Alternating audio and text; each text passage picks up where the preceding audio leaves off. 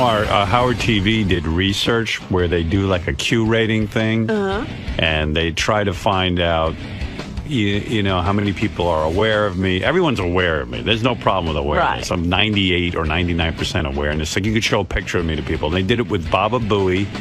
I don't know why Booey and Artie, but they didn't even use you. They were like, what do you think about Booey? What do you think about Artie? Everyone likes Artie. Artie's super funny. They describe him as, you know, a little bit crude, but funny and likable. Booey, everyone loves Booey. I'm reading the research, and then it gets to me and they go, well, because Howard's so controversial, maybe this is the reason for the results. Like, 40% of the people kind of like me. The rest of them think I'm a fucking asshole. Really? Crude. Everybody loves Artie. Oh, Artie, yeah. They love him. But are you sure they really know who me and Booey are? I don't know. They like you. They seem to, they know who you are. Wait, I think I even have that. You know what? I didn't print it out. I was so disgusted. I said, I'm not doing this on the air. Artie, they even break it down to like demographics, who knows us, men, women, what age, and give a report like hold on, let me I mean, do a brief report. Don't go into every detail, but it was you and Artie, right, are like likable. Like appeal. Okay, here you go. 71% of adults 18 plus like Artie, 29% dislike him.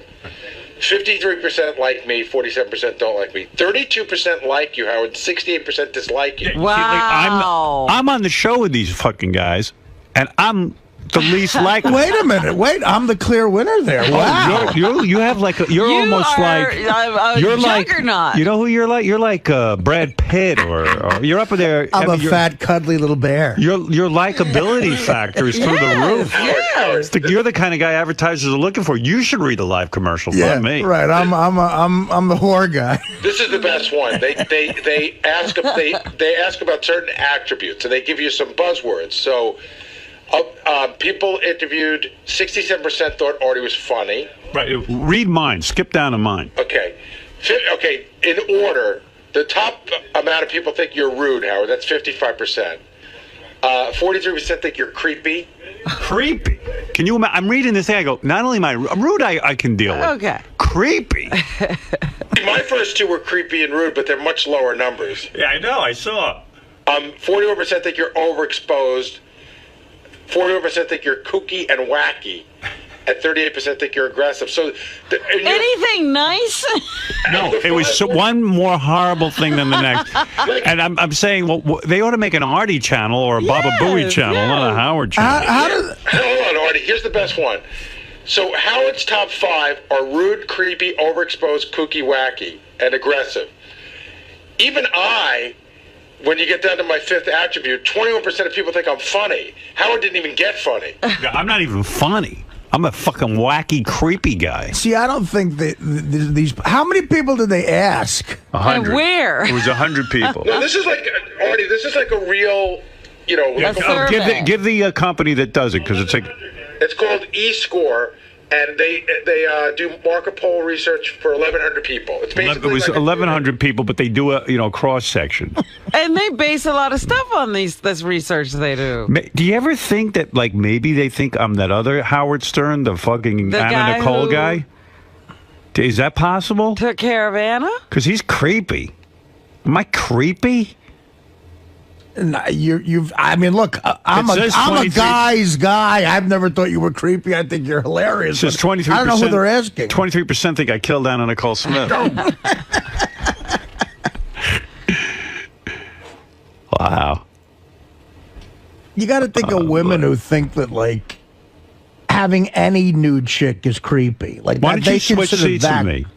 You ought to do the show. I mean, we would clearly do much better if you were running things. Yeah. Oh my God, we'd rule the universe. He has right. a 71% rating. 71% likability, Artie Lange. You see, all this fucking thing does is get me shit on the show.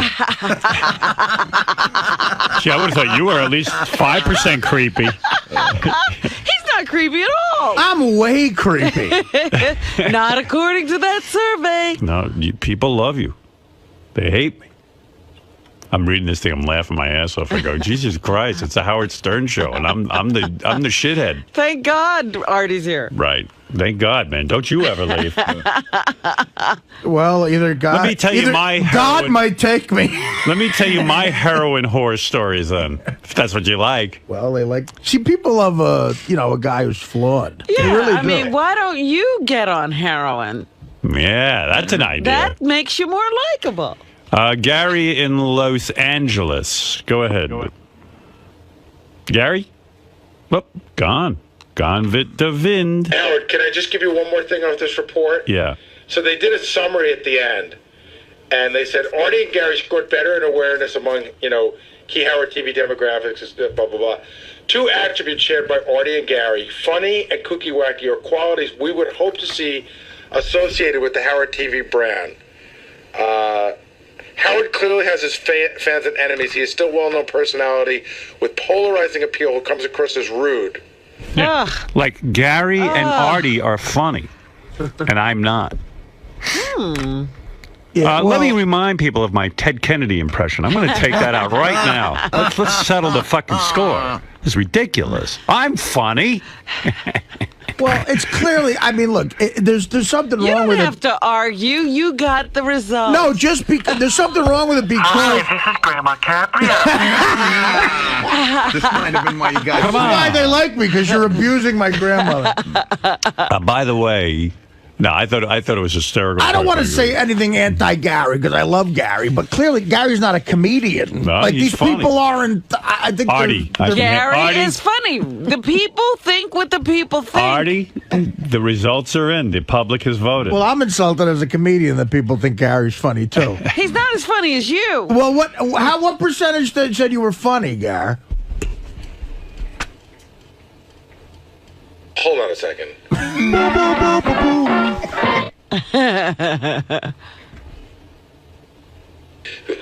When they ask people, do you think Gary's funny? 21% said I was funny. Oh. And what is That's not a Artie's lot. score? 67% said Artie was funny. See, you're much funnier than Gary. Well, why don't you come in here and host the show then, Mr. Ha-Ha? But it's funny because, like, I'm looking at, I guess they threw out a bunch of buzzwords and they give you the top 5, percentages. So Artie's number 1 thing is funny, and then next people thought he was talented, then kooky and wacky, then a distinctive voice, and the last thing on his list is rude. Your top thing is rude. See, you're rude and creepy, and I'm creepy and rude. Wow, good. You didn't get talented? No, You didn't get funny? Well, my psychiatrist is going to get an earful today. Book out the next 3 hours, Robin. That's right. So I'm reading this. I go, that's some research. And I'm so happy they sent it to me. I can't tell you. Yeah, what are you going to do with that? Gee, isn't this a good report? I suck. I'm a creep. Who do you thank for that information? I don't Why know. did they pick us anyway? Doug Goodstein forwarded it to me so I could feel good about myself. Yeah, some things can be a secret, around here. I would bury that report. When I read that last night, I'm going, this is not a good thing. Yeah, he sent it to everyone. Yeah, a douchebag. There are some times when you don't need to see that report. Yeah. Yeah, nothing's going to change as a result of it. Why send it? Doug, it's not going to help me when I have my big meeting today and tell people that they're not funny and that they need to do this and they need to do that. I'll say, excuse me, what does Artie think? No, it's great. What's great about that report is he has all the attributes for a Howard TV brand. Gary has all the attributes for a Howard TV brand. But Howard doesn't. The guy who's Howard TV does not have the attributes for his own brand. You can't be on your own station. You can't be on your own station. I am now resigning, like Governor Spitz. Robin, stand at my side. I resign. But I will come back. I will certainly be a subscriber to Artie Baba Booey TV. Gary, when they were discussing the Q ratings earlier, how is it possible that your comedic rating is higher than Howard's? It didn't say, it's not my comedic rating, it's whether people thought I was funny or not. And sometimes you could be funny, maybe they think I'm funny looking. Maybe they think I'm funny when Howard yells at me, but they don't take that into account for Howard. You know what I mean? It didn't say that I'm better comedian. Right. It said that they find me funny. But they didn't. But the funny part was that they didn't think Howard was at all. Well, because I think that Howard has other characteristics that override that, at least in people's mind. The first thing people think of with Howard is he's rude and all that other stuff. So, you know, I don't know how funny doesn't turn up on Howard's Stern. Don't get it. It might be that he's just so polarizing to the mainstream public that they just can't. Yeah, but if you talk to 1,100 people and you're supposed to be getting a cross-section there as fans, you would think that the first thing they would say is, why do you listen to Howard? Because he's funny. Right, and it's odd that he's created this forum for yourself and Artie to be funny and popular, yet listen, I'm a producer of a radio show, happens to be on the air. Do I crack a joke once in a while? Yeah, but I mean, I wonder if people find me funny because they like the way I react when he's yelling at me. Right, so it's not necessarily that you have... right, they didn't qualify what funny means. Your Q rating that they discussed earlier. Oh, yeah. What's going on with that? How have you possibly eclipsed the guy whose show it is, who hosts the show? Listen, I'm thinking about opening up a school for likability, funny, charming, and how to be unrude and uncreepy. I clearly have captured the public's imagination in a way that we haven't seen in this country. I'm a bit of a guru to a lot of people, and let's face it, I'm smart, I'm funny, I'm good-looking, I have great bone structure, I'm popular, I'm not creepy, I'm not rude, I'm likable, talented. People who've known me for years have known this, and it's not new news to them. So dare we say, welcome to Lange Nation. Welcome to Lange Nation. And it is kind of odd that no one would know that, really, if it wasn't for Howard. But I guess people forget about that. People love a loser, baby. If the Yankees said to you, all right, we'll let you play in a game, would you lose the weight so you could get into some kind of... To play in a game? Yeah. And face a major league pitcher? Right. I would love that. Would you lose the weight? Yeah. And I would do anything. Well, I would love get him that. So I if would I love can to get you stand that, if I at the can plate. call the Yankees, yeah, I'm going to work on this. Go I'm ahead. telling you right now, Gary's going to work on it. I don't do anything. Would you do it with the Mets? Oh. No, I said major league pitching. All right. You could probably hit any pitcher on the Mets, right? Well, Santana might give you trouble. All right, so if I could get you an exhibition game with the Yankees. Absolutely. I'd lose whatever you... Oh, my God. Whatever we want. I would love to face a major league pitcher and just see what that looks like. A slider, a fastball, yeah.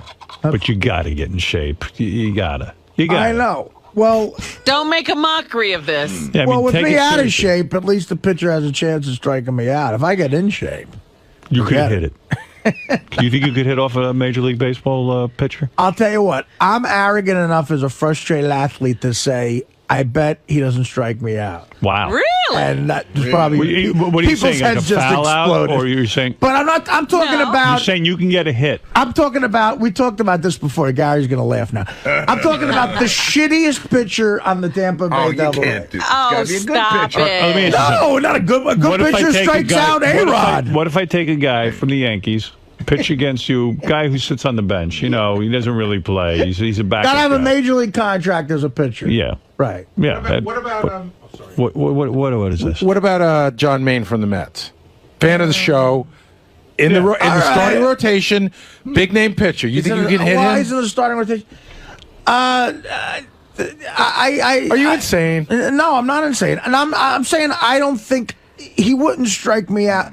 Like if you gave me 5 at-bats, right? I don't think you'd strike me out every time. No, we're not giving you 5. What do you mean 5 at-bats? You got to go through 5 different times? Yeah, I mean, you got to let a guy get his bearings. Come on. How much time do we have for this? What do you think's good? If you have How much time? What the fuck are we doing? By the way, I want to show you. Midget? I want to show what you're dealing with. Here's video. This is from Howard TV. This is Artie falling during the softball game. Here he is, just so you know. Yeah, 𝗛𝗄𝗿𝗚, you're on. Oh, I don't know what that was, but anyway, here. I thought that was the. Yeah, get the fucking video of me hitting the ball off the broad in Vegas. Oh, I gotta see that again. I'll bring in the video. That's when I was thinner. I'll bring in the video of me fucking getting a hit in Gordon Lamati's 500th win. That was sad. Look at that. That was Robin's older sister who came over to Can help. I see that one more time? That is funny. Come on. You know what? You just can all go fuck yourself. I have video of me like There's killing the him. ball. Yeah, The ball is 1981. hit, and you 1981, back up you're to right. catch. Back to Artie. You fall, and the ball hits you. He didn't get to the What happened? Notice that Will, who's a smart manager, has me at shortstop. What happened to my athlete there? I fell. It happens to the best of us, What man. happened there? It happens to the best of us. That was in Central Park. It was still chilly out. Right. Artie, if I got you 5 at bats, how many times could he strike you out? I bet he's. I'll say if you give me 5 at bats, Go ahead. I bet I hit the ball. I make an out off a hitting ball, not a strikeout, 3 times. Is that an average time you go through the rotation 5 times in a game? Well, no, 4 is probably the average. That's what I was going to say. Wouldn't it would be give more him a like little 4? warm-up. Hold on a second. Let me talk to Artie rationally. Well, for a I second. would take batting practice first. But wait, in your heyday, in the best you ever were, Right. what would you say was the average speed of pitching you were looking at?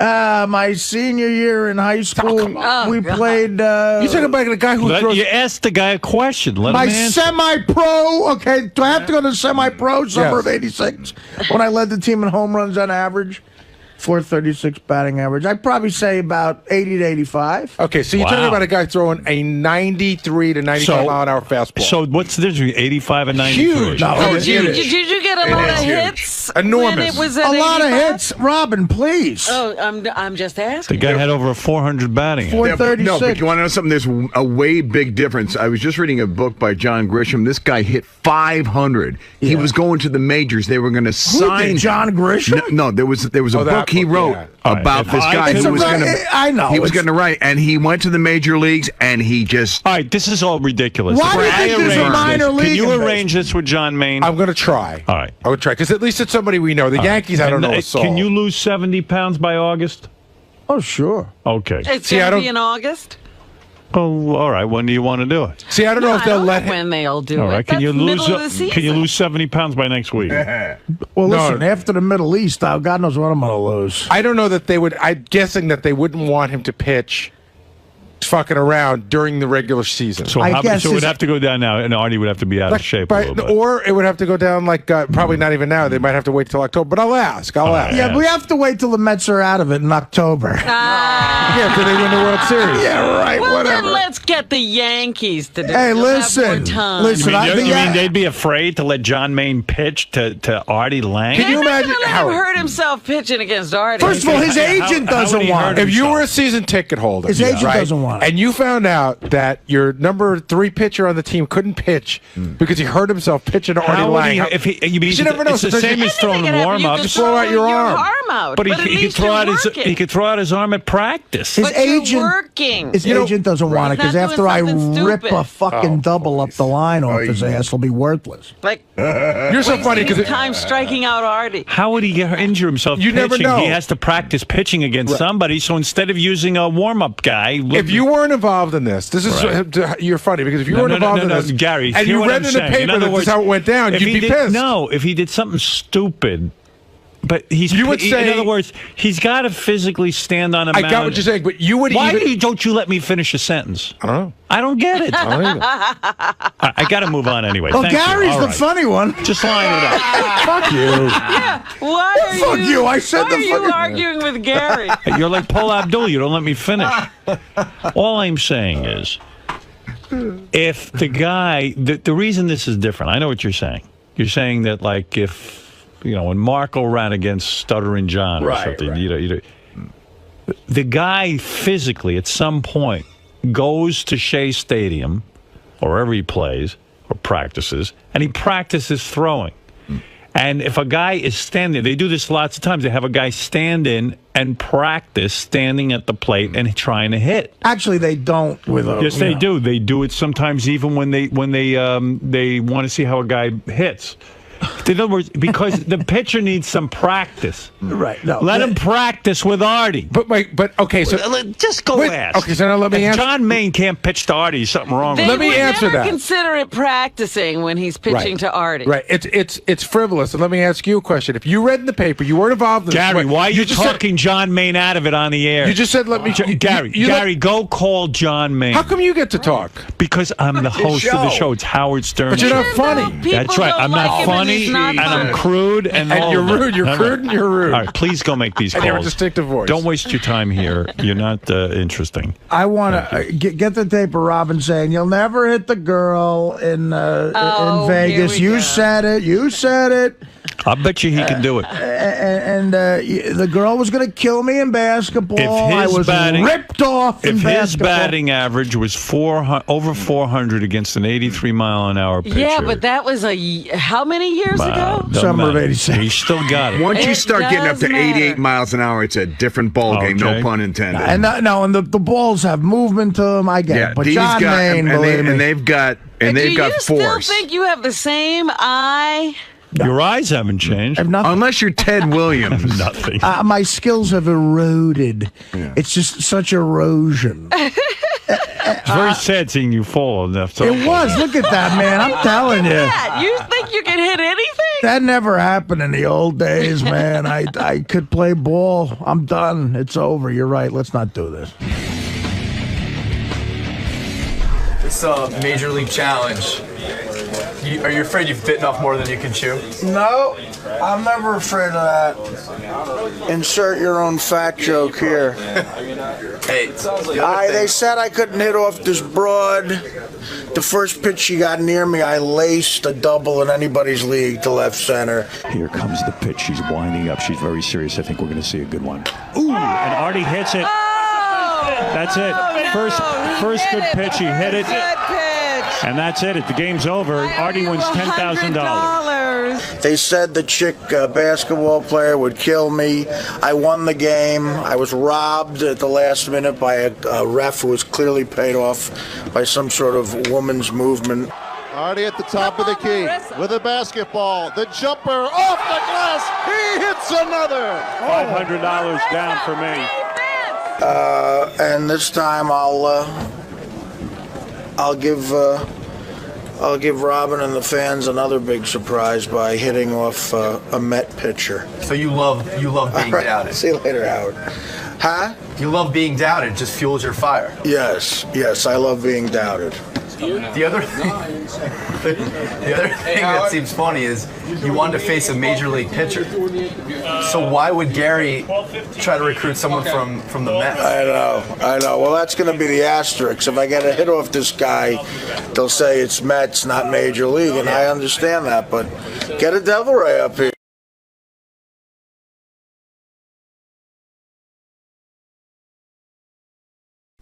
Was she? No. She was on Saved by the Bell.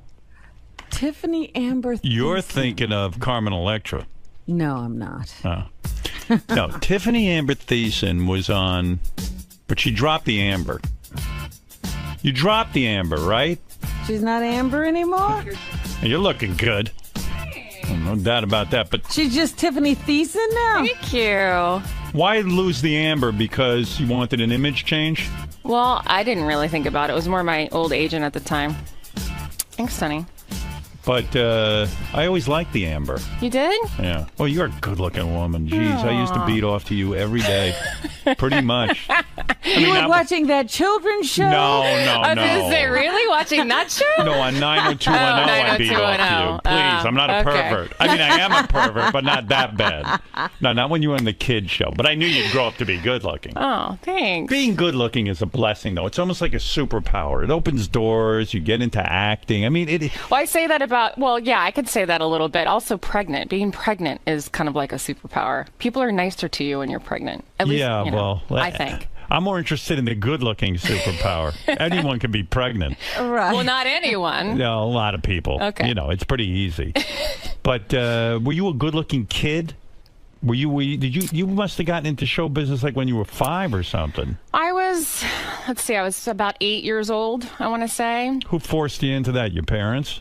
You know, it wasn't really a force. I kind of just started doing modeling here and there. How do you get into modeling at 8? Your mom's got to put you in that. No, actually, my uncle was a photographer and was friends with an agent.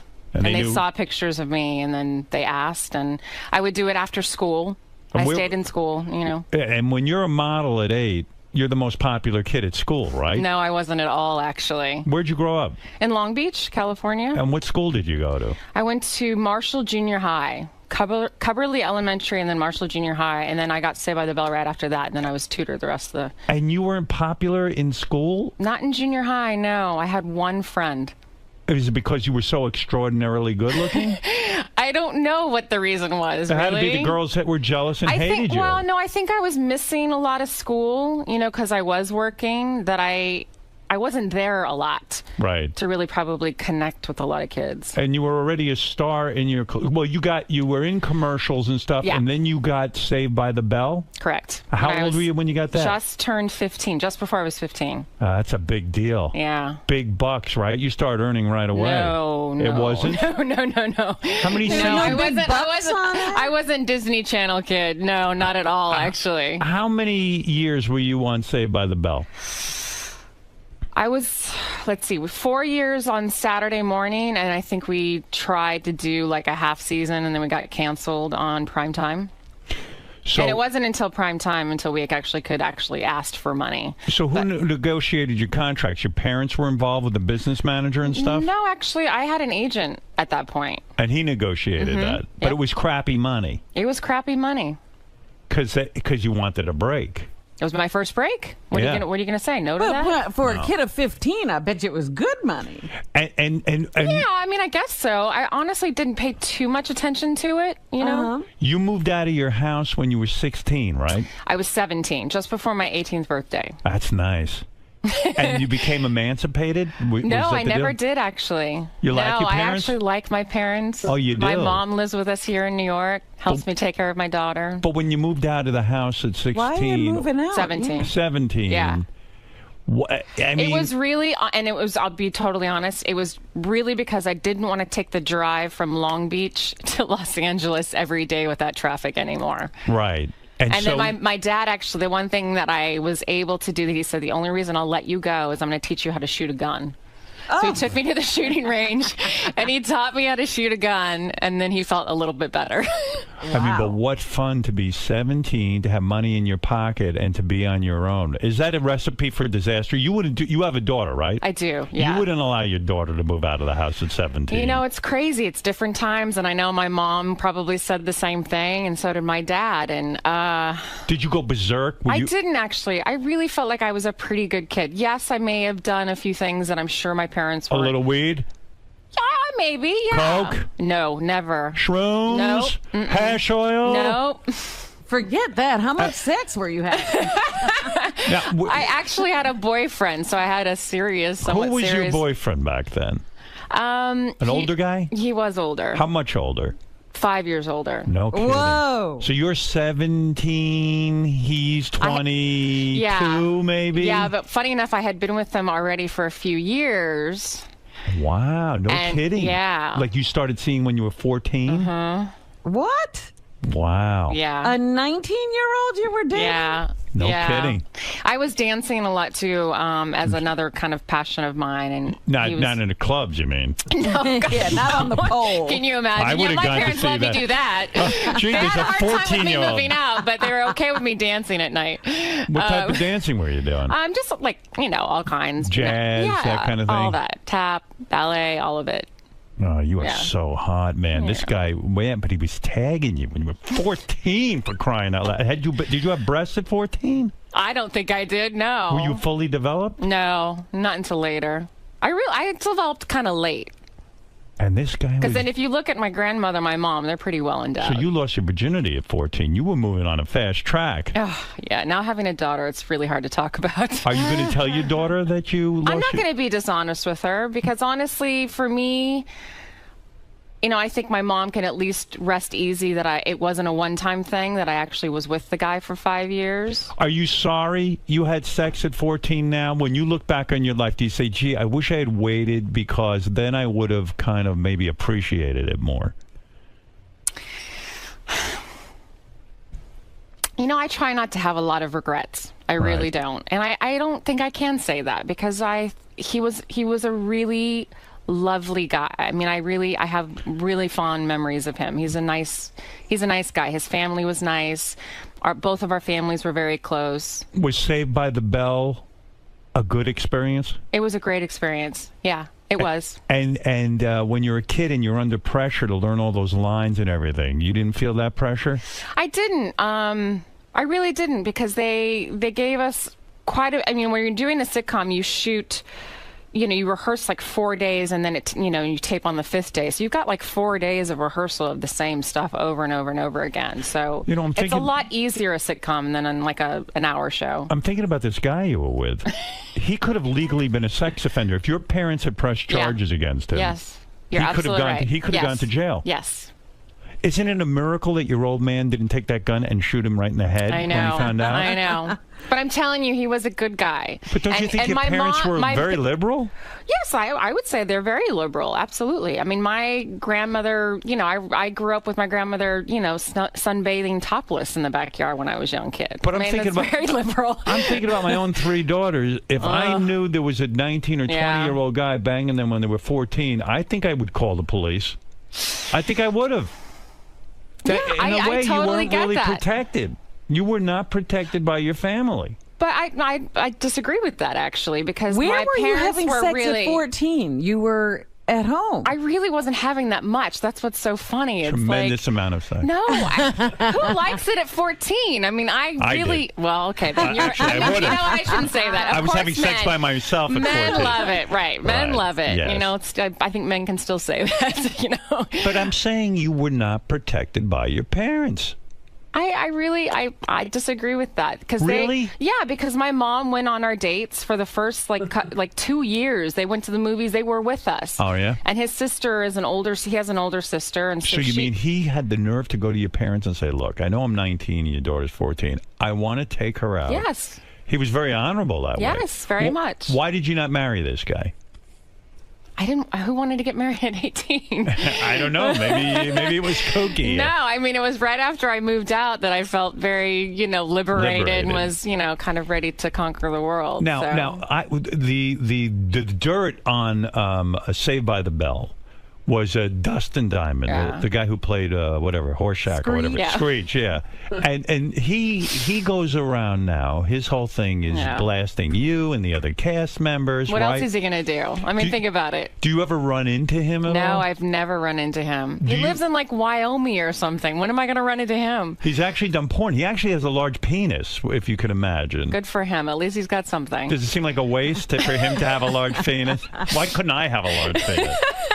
But you have a beautiful wife. Come on now. Yes, I do. Yes, you do. But do you get offended by that, or you just blow it off? I honestly don't even listen to it. I mean, I've heard a few little bits of what he said, and most of it is untrue from what I could tell. He paints you as the girl who banged every guy on the show, except him, of course. I had a boyfriend, so I don't know how that's possible. So you didn't have sex with, what's his name? Mario Lopez. Never.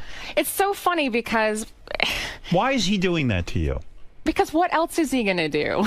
But I mean, if he's making that up, that would make me irate. If you didn't have sex with Mario Lopez, but think about it. You give people. If you become defensive, people have more reason to push you. If you ignore it, it's going to go away. And it went away. I mean, no one's listening to him. But I was listening because he was here. Well, and then, but I'm like, well, he's... I have better things to listen to. You're absolutely right. He's painting you to be, quote unquote, a slut, the show slut in a sense. But honestly, I mean, most people know me, and they know that's not true. So it doesn't bother. So you have a very mature attitude about this. It doesn't bother me at all. I mean, I actually feel sorry for him. I really do, because he had a very hard childhood. He didn't have a great relationship with his father. His mother passed away when he was young.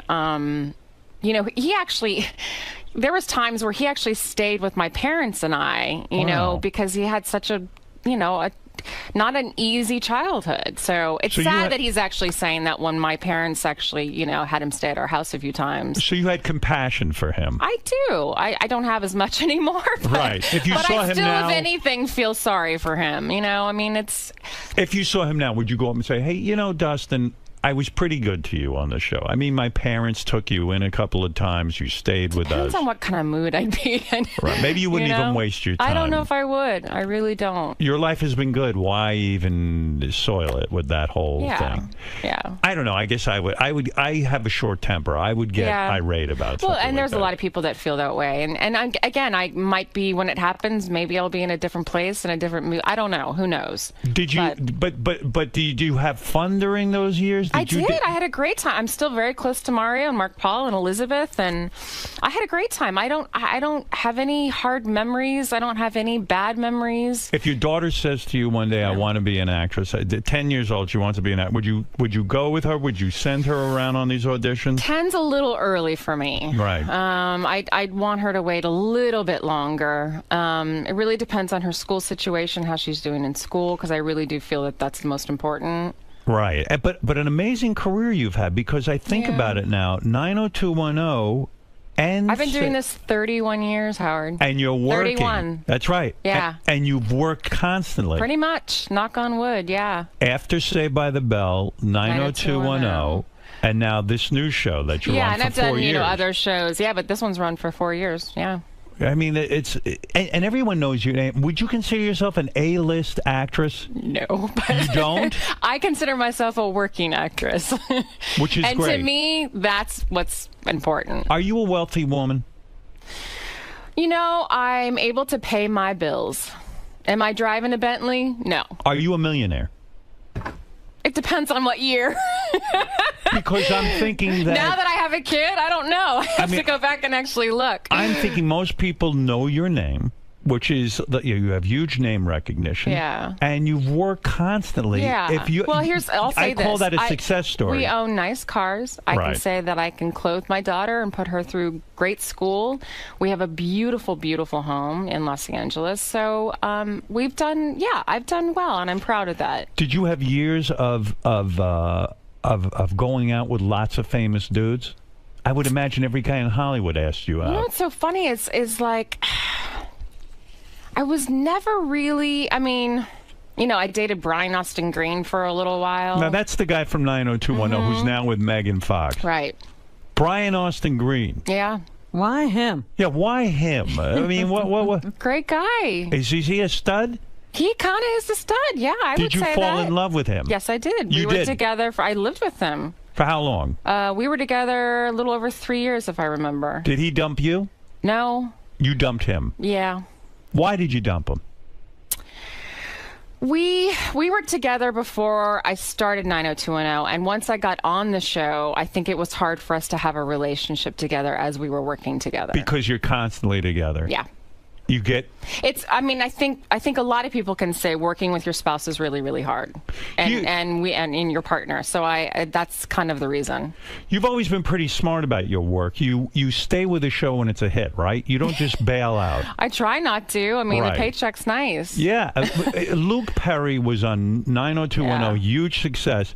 Huge mistake leaving the show, right? Didn't he leave at some point? He did leave. I mean, you know, Did you laugh at him and say, don't you understand how difficult this is to have a hit like this? No, because I think everybody makes their decisions, and you know, you live and learn. Did you ever make love with him? No. No, just Brian Austin Green. No, he was married. Oh, he was? Yeah, he was married. I see. And but you would never be with a married man? I've never been with a married man, ever. Wow. See, that Dustin Diamond's not doing you any good because everyone assumes you would be. He really? paints you to be that? Well, I don't know about it. I mean, when he tells me you were with everyone, you actually believe him?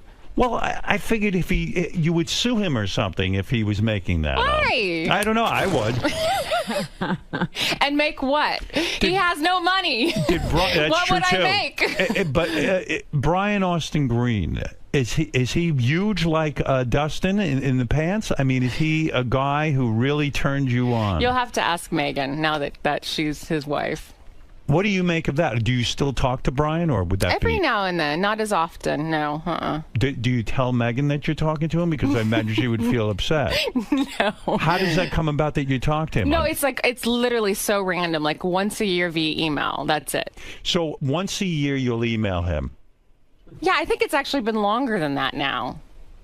It's so strange. Yeah. You were best friends on 90210 with Jenny Garth. Mm-hmm. And now you don't even talk. Something went down. Well, I mean, I think there's a lot of things.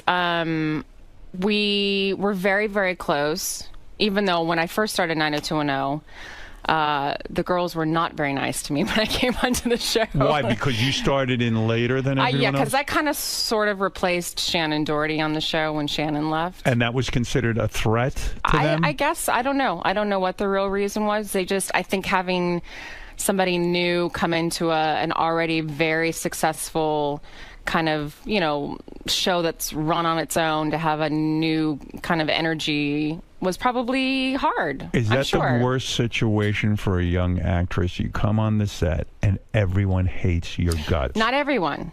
Not everyone. Just the guys girls. were actually very nice, of course. And of course Brian I was dating. Right. So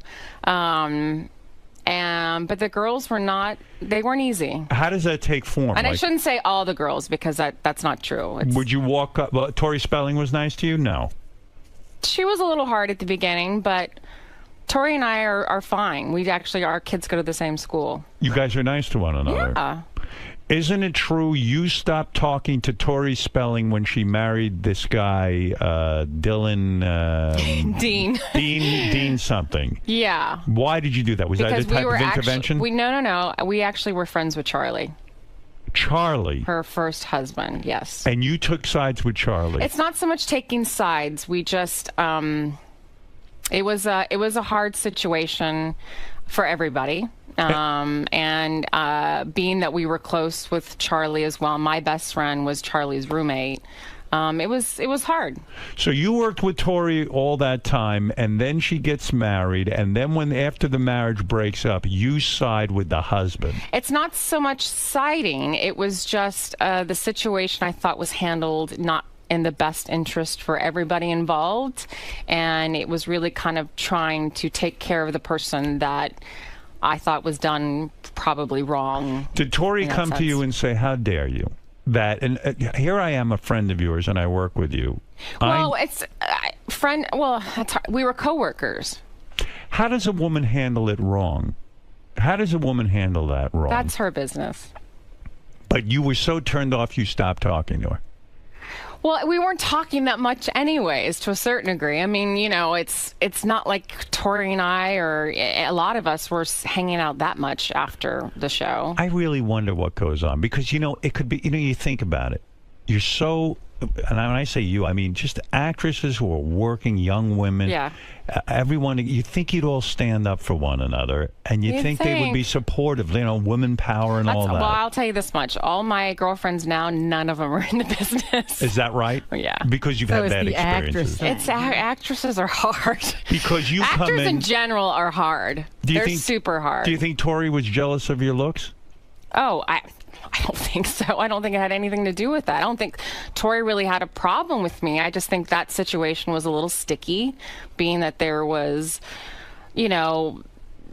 closeness that was happening with the soon-to-be ex-husband, and it was just hard. And we've put all that totally behind us. Like I said, our kids go to the same school, and she's moved on, and I'm glad she's happy, and she's having tons of kids, and she's great, and I'm happy for her. But when you come on a set like 90210, and I don't know how old you were at that point, but you were young. I was 21. 21 is so young. Yeah.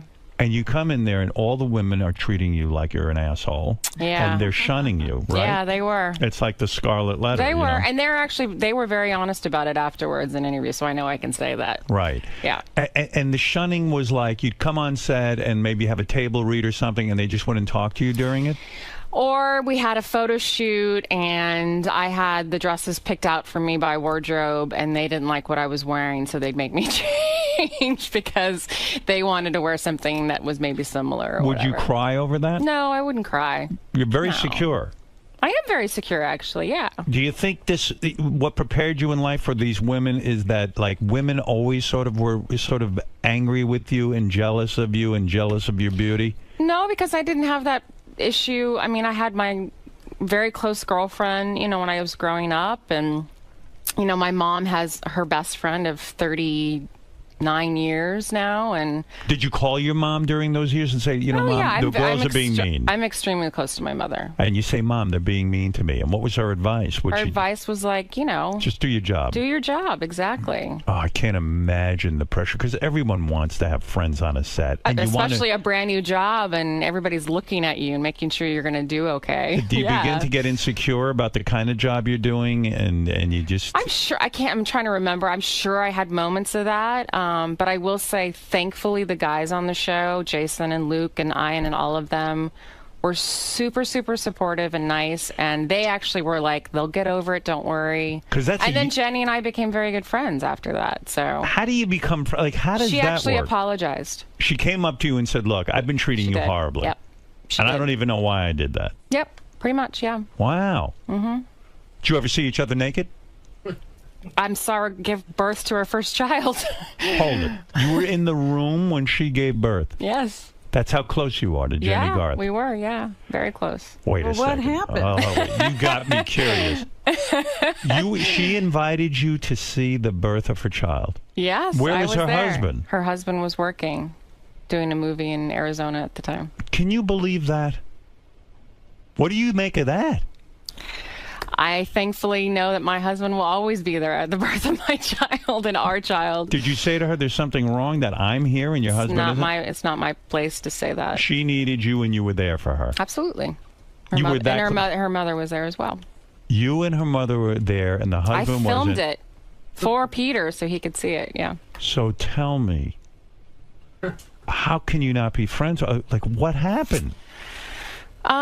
We had a falling out, and we kind of grew apart. I think sometimes. What was it a fight over? A guy? No. Well, no, not really. No. Mm-mm. You said something about her husband. No, not at all. I actually have worked with her husband. Peter and I later on did a show called Fastlane together. Wait a second. Well, tell me what happened there. This is insane what you're telling me. It's so honestly, it's Was it your fault? No, not at all, actually. You don't take any of the blame? I was the one who was hurt. Let's just say that. I was the one who was hurt. She disrespected you in some way. She did an interview and said bad things about you. No. But honestly, it's so... What did she do? It's so long ago, She steal a guy from you? No. I can't see that happening. No. What happened? I'm telling you, it's water under the bridge at this no, point. it isn't. It really is. I've actually seen her. She came on to your husband? I've seen her a few times, I promise you. And I've actually, in my opinion, in my way, she may not have been receptive to it, but I've cleared the path. I've moved on. So, and I wish her well. What could she have done? Stole money? No. No. Does it seem silly now to even say it? Is that what it is? It's silly in the sense that that it happened, it needed to happen, but there was reasons behind it, I think, why it happened. And I think it shed light on the friendship that we had and that we just didn't need anymore. That it wasn't a real friendship in the end. Yeah. I think people, relationships, not every relationship, whether it's a marriage or a friendship or whatever, they last forever. She blocked you from a job. No. What could it be? Tell me what happened. Give me a vague idea, a vague understanding. I told you, I was hurt. Something happened and I was hurt. She didn't thank you for something. No. Oh, gosh, I please. know what it was. You got an email or something where she was talking about you and it got back to you. No, I promise. It's really, it's so something, like I said, it's not about what really happened. It's about shedding light on where our relationship was. And it just, wasn't a real friendship anymore. We just had moved into different places. So what could it be? I'm so hung up on this. Oh, there's so many other better stories we could talk about. I promise. What could be better than that? Oh, please. Nothing. The dissolution of a friendship where you were in the room when she gave birth to her child. A long time ago.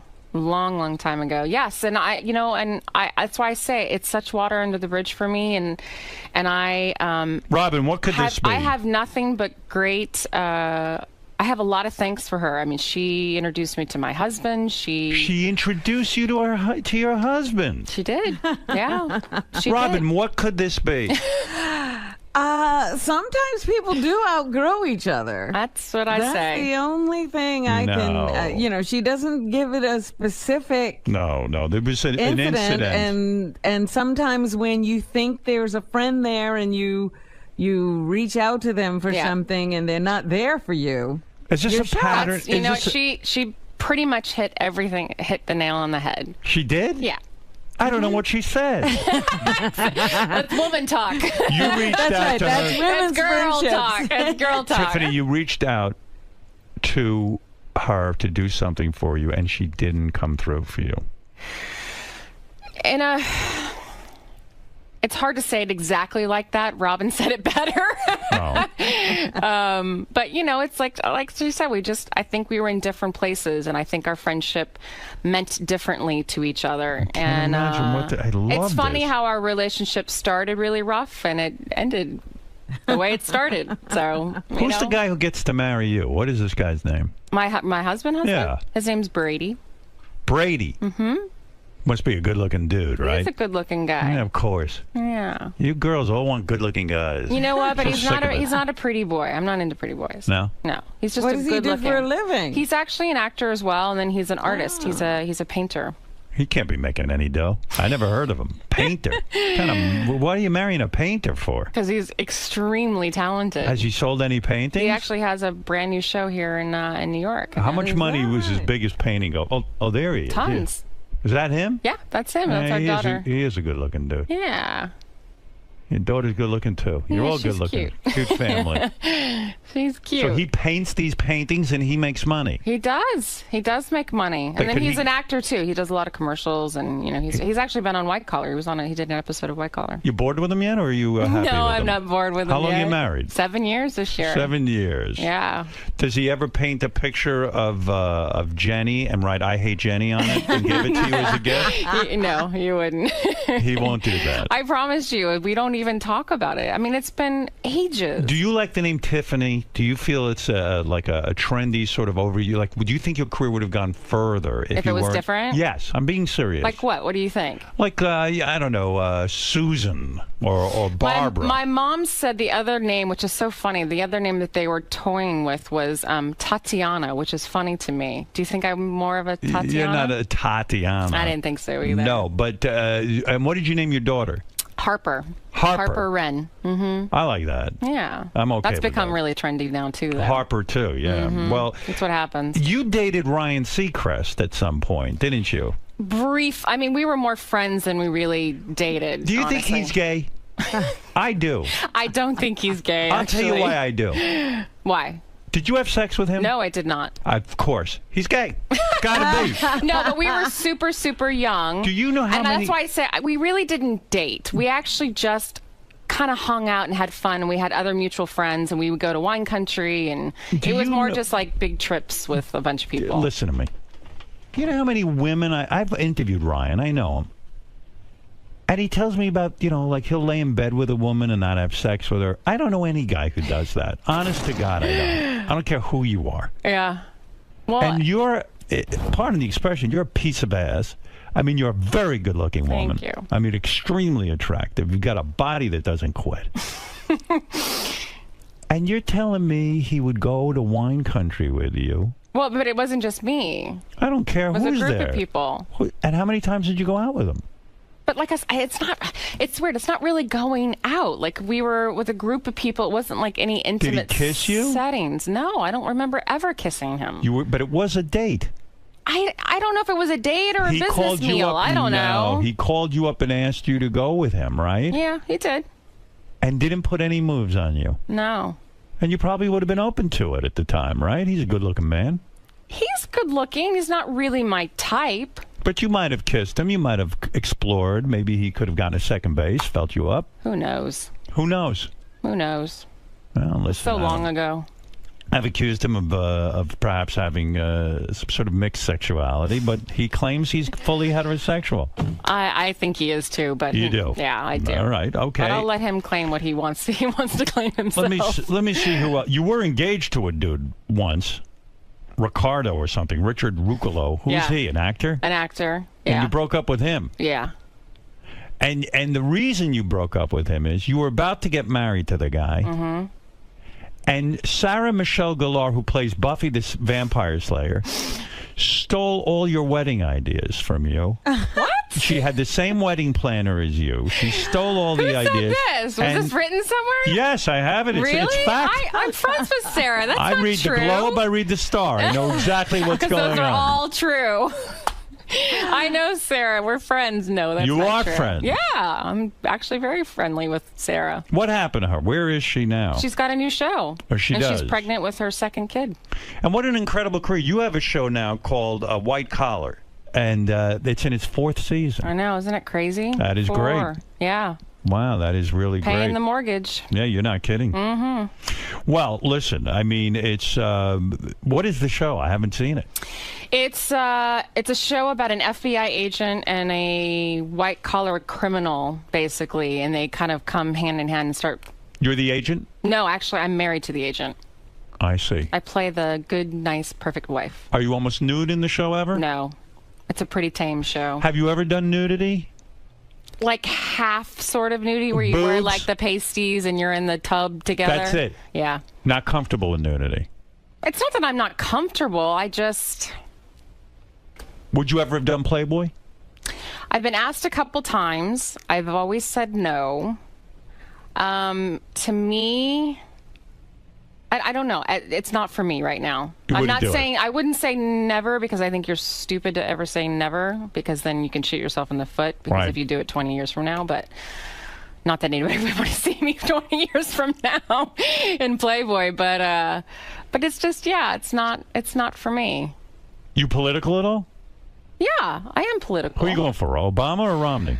Well, I'm going for Obama because I think that's just, I mean, it's so funny. My mom is, my family is very Republican, so is my husband's side. So I'm the only Democrat in my family. And they argue with you? And you have to sit there and no, debate them? we just don't talk about it. Right. We just don't talk about it. Yeah. They don't want to hear from you on this. Yeah, it's funny. I actually was lobbying at the White House in Congress, and I brought back fake funny money with Obama's face on it. And my mom had some pretty funny things to say about it.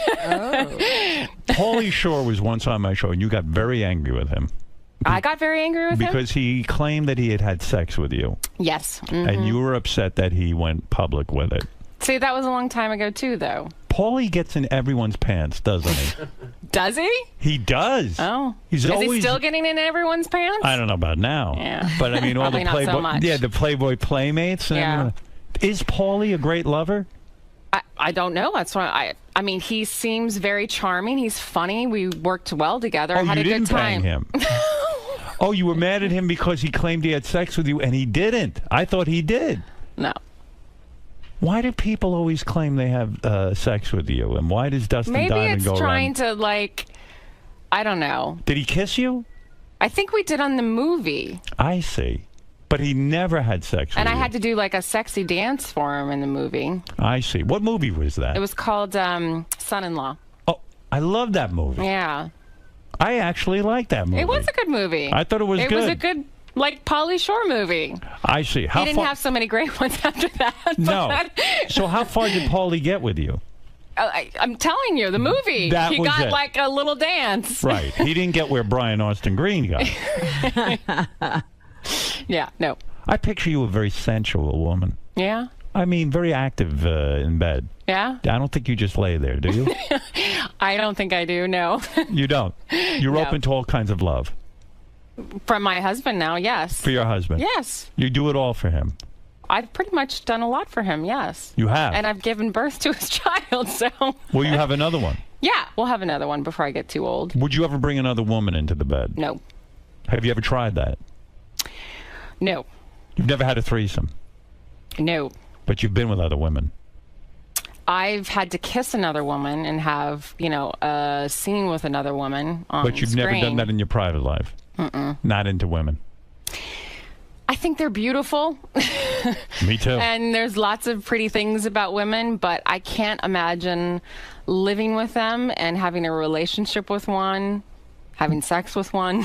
Would you ever go to a strip club with your husband if I have, actually. You have? Mm-hmm. And you've received lap dances? Mm-hmm. And They're I imagine, beautiful. And I bet you these women go nuts when you're there. It's been a really long time since I've been to a strip joint. Like a really long time. Like I want to say 10 years. Do the strippers get your top off when you're in the club? No. Do they ever try to feel you up in front of your husband to turn him on? No, because Yes. it's only it's only, I'm trying to remember, because it's only been once that we've ever been to one together, and it was right when we started dating. And I don't remember ever that happening. I just remember them pretty legs around me and pretty boobs. And you liked it? And they always smell like vanilla. Right. Don't they? Yes. They tend to. At least I'm that's not how I smelling remember. them. Nobody gets that close to me to smell. You know what I'm saying? They get close to you. So, how do we sum this up? Let's say that you have a huge successful career. Mm-hmm. You're extremely beautiful. Thanks. Your body looks smoking. Not bad. After having a kid. Let me see. I still got my Wow. legs. Yeah, you look good. Still tight in here. These have Is it gone hard down for a you little to- bit. What the rap on you was, it was hard for you to stay thin. You were always on crash diets and stuff. Dustin Diamond claimed that they, on the set of Saved by the Bell, because you See, had... that's already untrue, because I actually was really thin on Saved by the Bell. My weight issues didn't happen until I became like a woman and my body was changing, and it was way after Saved by the Bell. So He I don't know claimed- why he was saying that. He was claiming that you had weight issues and that they all had to succumb to your dietary needs because the producers That wanted is you to such- stay thin. That's such baloney. The producers never came No. to you and said I mean, that. look at the show. I was tiny through that whole... I mean, I I had no agree. boobs. I was no hips, nothing. I didn't change actually until I got to 90210 that my body started changing. Your boobs are real? Are they? Mm-hmm. Look. Good for you. What do you mean, look? Well, they're just, you can tell they're... You wouldn't get a boob job. I may after nursing. You will. They've changed. Well, are they like flapjacks now? No, but they're definitely different than they were before. Who do you hate more? I want you to pick one. Dustin Diamond or Jenny Garth? Oh, hate is a really strong All word. right, let me give it to you another way. Okay.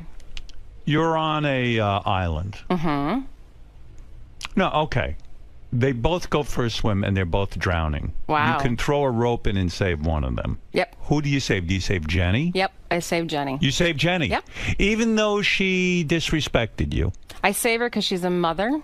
Go ahead. And she actually, and like I said, introduced me to my husband, and I have a lot to be thankful for. But if you her. save Dustin, you can continue the human race. You can have a baby with him. Yeah, that's exactly what I'd like to do. You'd rather end the human race? Right. Wow, that wasn't a hard game at all. I have to tell you. It was a no-brainer, as they say. Yeah, sorry. Wow. So when you say there was a weight issue. Yeah, I mean, it wasn't. I mean, it was just me being a woman, and you know. Did you start starving yourself? I never starved myself. First of all, I never believed in that. How do you stay in shape now? What do I you work do? out. I have a trainer. I work out. I do yoga. I run. I run around with a 2-year-old. You remember how that is? Have you been approached to do Dancing with the Stars? A lot. Will you do it? As of now, no. You don't need it. Well, I'm an actor, and I feel like there's not a lot of actors on that show. Working Right. actors. I consider myself a working actor. If you go on that show, it's kind of like a last-ditch effort to sort of... Well, I think it's for people who are wanting to reinvent themselves in a different way, which I think it's a great idea. Right. And it's also people who are kind of in that world. But you would win because you are a good dancer. You took dance lessons. I think I would have a good shot. I don't know if I'd win, but I think I'd have a good shot. I mean, ballroom dancing is very, very different, and I have never been trained in ballroom dancing. Let's make it a little bit harder. Okay. You're on an island. Are we dealing with the same people? Okay. No. Okay. Jenny Garth and Tori Spelling are drowning. You can Interesting. only save one. I'll say Tori because she has one more kid. So whoever has more kids wins. Yep. Wow. That's the only way I'm going. I don't know. Don't you think once you save her, the conversation would be more vapid with her than... So in other words, if you were on an island with Tori Spelling... I have no problem with Tori. Like I said, our kids go to the same school. So if you were on an island with Tori Spelling, Jenny Garth, and Octomom would be saved. Wow. Because she has 16 or some number 14. like that. I think... 14. Well, thank you, Rob. 14. I think I'd still save Tori. Sorry. You would? Yeah. Even over Octomom? Yeah. Yeah, I agree with that. Yeah. Yeah. Tori Spelling. I mean, is she really taking care of her kids, or the state is? Who knows? Yeah. But they say porn got her off welfare. That's right. Well, then there you go. Don't you think Tori Spelling is the oddest of all in the sense that her father, Aaron Spelling, was a very wealthy guy. And a nice man. And a nice man. Really nice man. And she seems to have alienated both parents and rejected all of their money and everything else. I don't know if that's really the true story. And I'm not saying I claim to know the true story, but I don't know if that's fully the true story because... Tori's doing just fine. But if Aaron Spelling was your father, wouldn't you just kiss his ass all over the place and get in his will and get billions of dollars? I don't think she thought of it that way, her or Randy. That's all I think of. Well, but I think in her mind, she just wanted a career. She really wanted to be an actress. And didn't her father give her that career? Yeah, I mean, I think he helped. I mean, Tori was actually on Saved by the Bell. She had a little stint on Saved by the Bell. Are her implants too big? Tell the truth. I don't know. Honestly, I haven't looked at her boobs. That's a yes. No. Honestly, That's a yes. No, it's not. Say yes. You're putting words to my mouth. Please put words in my mouth. She's been pregnant for the last 5 years. I don't know. It's hard to say that.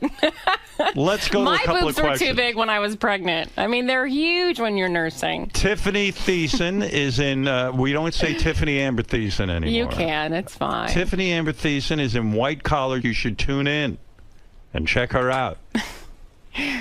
She will be almost nude. Yeah, right. And often at strip clubs. Yes. Getting dances with girls' legs wrapped around her. Greg, go ahead. You're on the air in Pittsburgh. Hey, Howard. First off, I just want to say, Tiffany, I was a huge fan of yours back in the Saved by the Bell days. Oh, thank you. You're welcome. And I just wanted to ask you, did Mr. Belding ever try to hit on you? No, he didn't, thankfully. He's too old, Mr. Belding.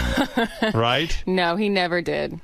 Let's go to Marianne from Brooklyn. Howard, I love you. You were replayed on Letterman Friday. Hi, Tiffany. You sound just like Maria Menounos. Are you related to her? I am not related to her, but she's my neighbor. She lives right down the street. Oh, you and I have the same exact twang, the Noah, the laughing. Everything about you two is exactly alike. Really? Well, I'll take her body. Sure, any day. Pull the tape. She's doing all right, so we heard you. You're giving me a headache with that voice. Let's go to Kid Mo in Wakefield. Boy, it must be fun living in Hollywood, like with Maria Menounos down the street. And this do you have other famous neighbors? Well, Tori used to live right next to her, which was right down the street from myself. There's lots of people. Is Maria Menounos wrong to be carrying on with this Derek Huff, who was her dance partner on Dancing with the Stars? She does have a live-in boyfriend. They've been together for a long time. But it's got to be humiliating to him that she is being photographed with this guy. I don't think so. I mean, it's no different than me being photographed with my husband on the show. Yeah, but what if a guy was in the newspaper spanking you with a paddle on the beach and you're frolicking in the water with him? That would be humiliating. I didn't see that. Oh, all right. So go ahead. Make a statement to Maria Menounos right now, Tiffany, about what you think. That's her relationship, and her relationship seems quite fine. So whatever is working for them works for them. Go ahead, Kid Mo, quickly. How you doing, Howard? Tiffany, you're beautiful. I bet your vagina is perfect looking. Well, I would think so, too. I would think so. Is it perfect looking? Well, I did have a C-section, so... Did you do that? Why did you do that? No, actually, I tried. I did 30 hours of natural labor, and I couldn't. The umbilical cord was wrapped around her neck, so I had to have a Do you C-section. have a scar there now?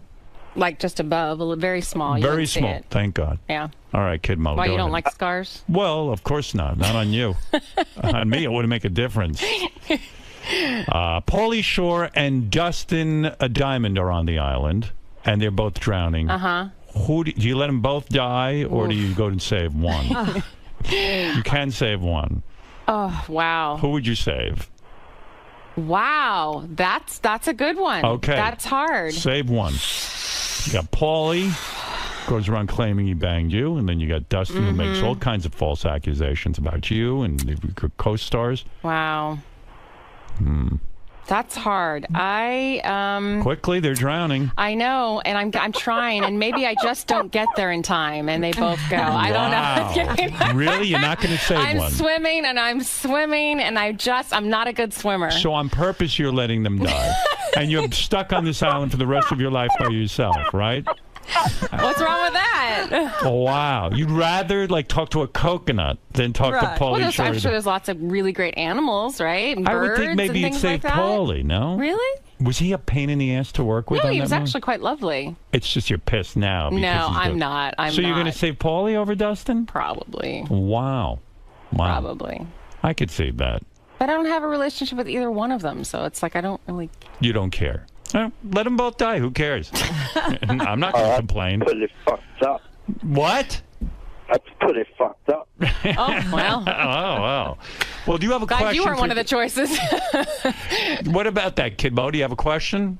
Yeah, just a quick question. Is she aware of how many times guys have jacked it worldwide over the years? Sir? You are a sex symbol. I've been told a few times. Yeah, listen, I told her when she walked in. And she was like, yeah, I know. Get in line. Let's go to Joe, who has the final question. Yes, Joe. Howard, great to talk to you. Tiffany, I met you when you were Little Miss Junior America. Oh my gosh, that was a long time ago. And were you a beauty pageant girl? Mm-hmm. That must have been awful. No, I actually had a good time with those too. Really? I didn't do that many of them. I only did a few of them, and then I started working right after that. So. All right, Joe, go ahead.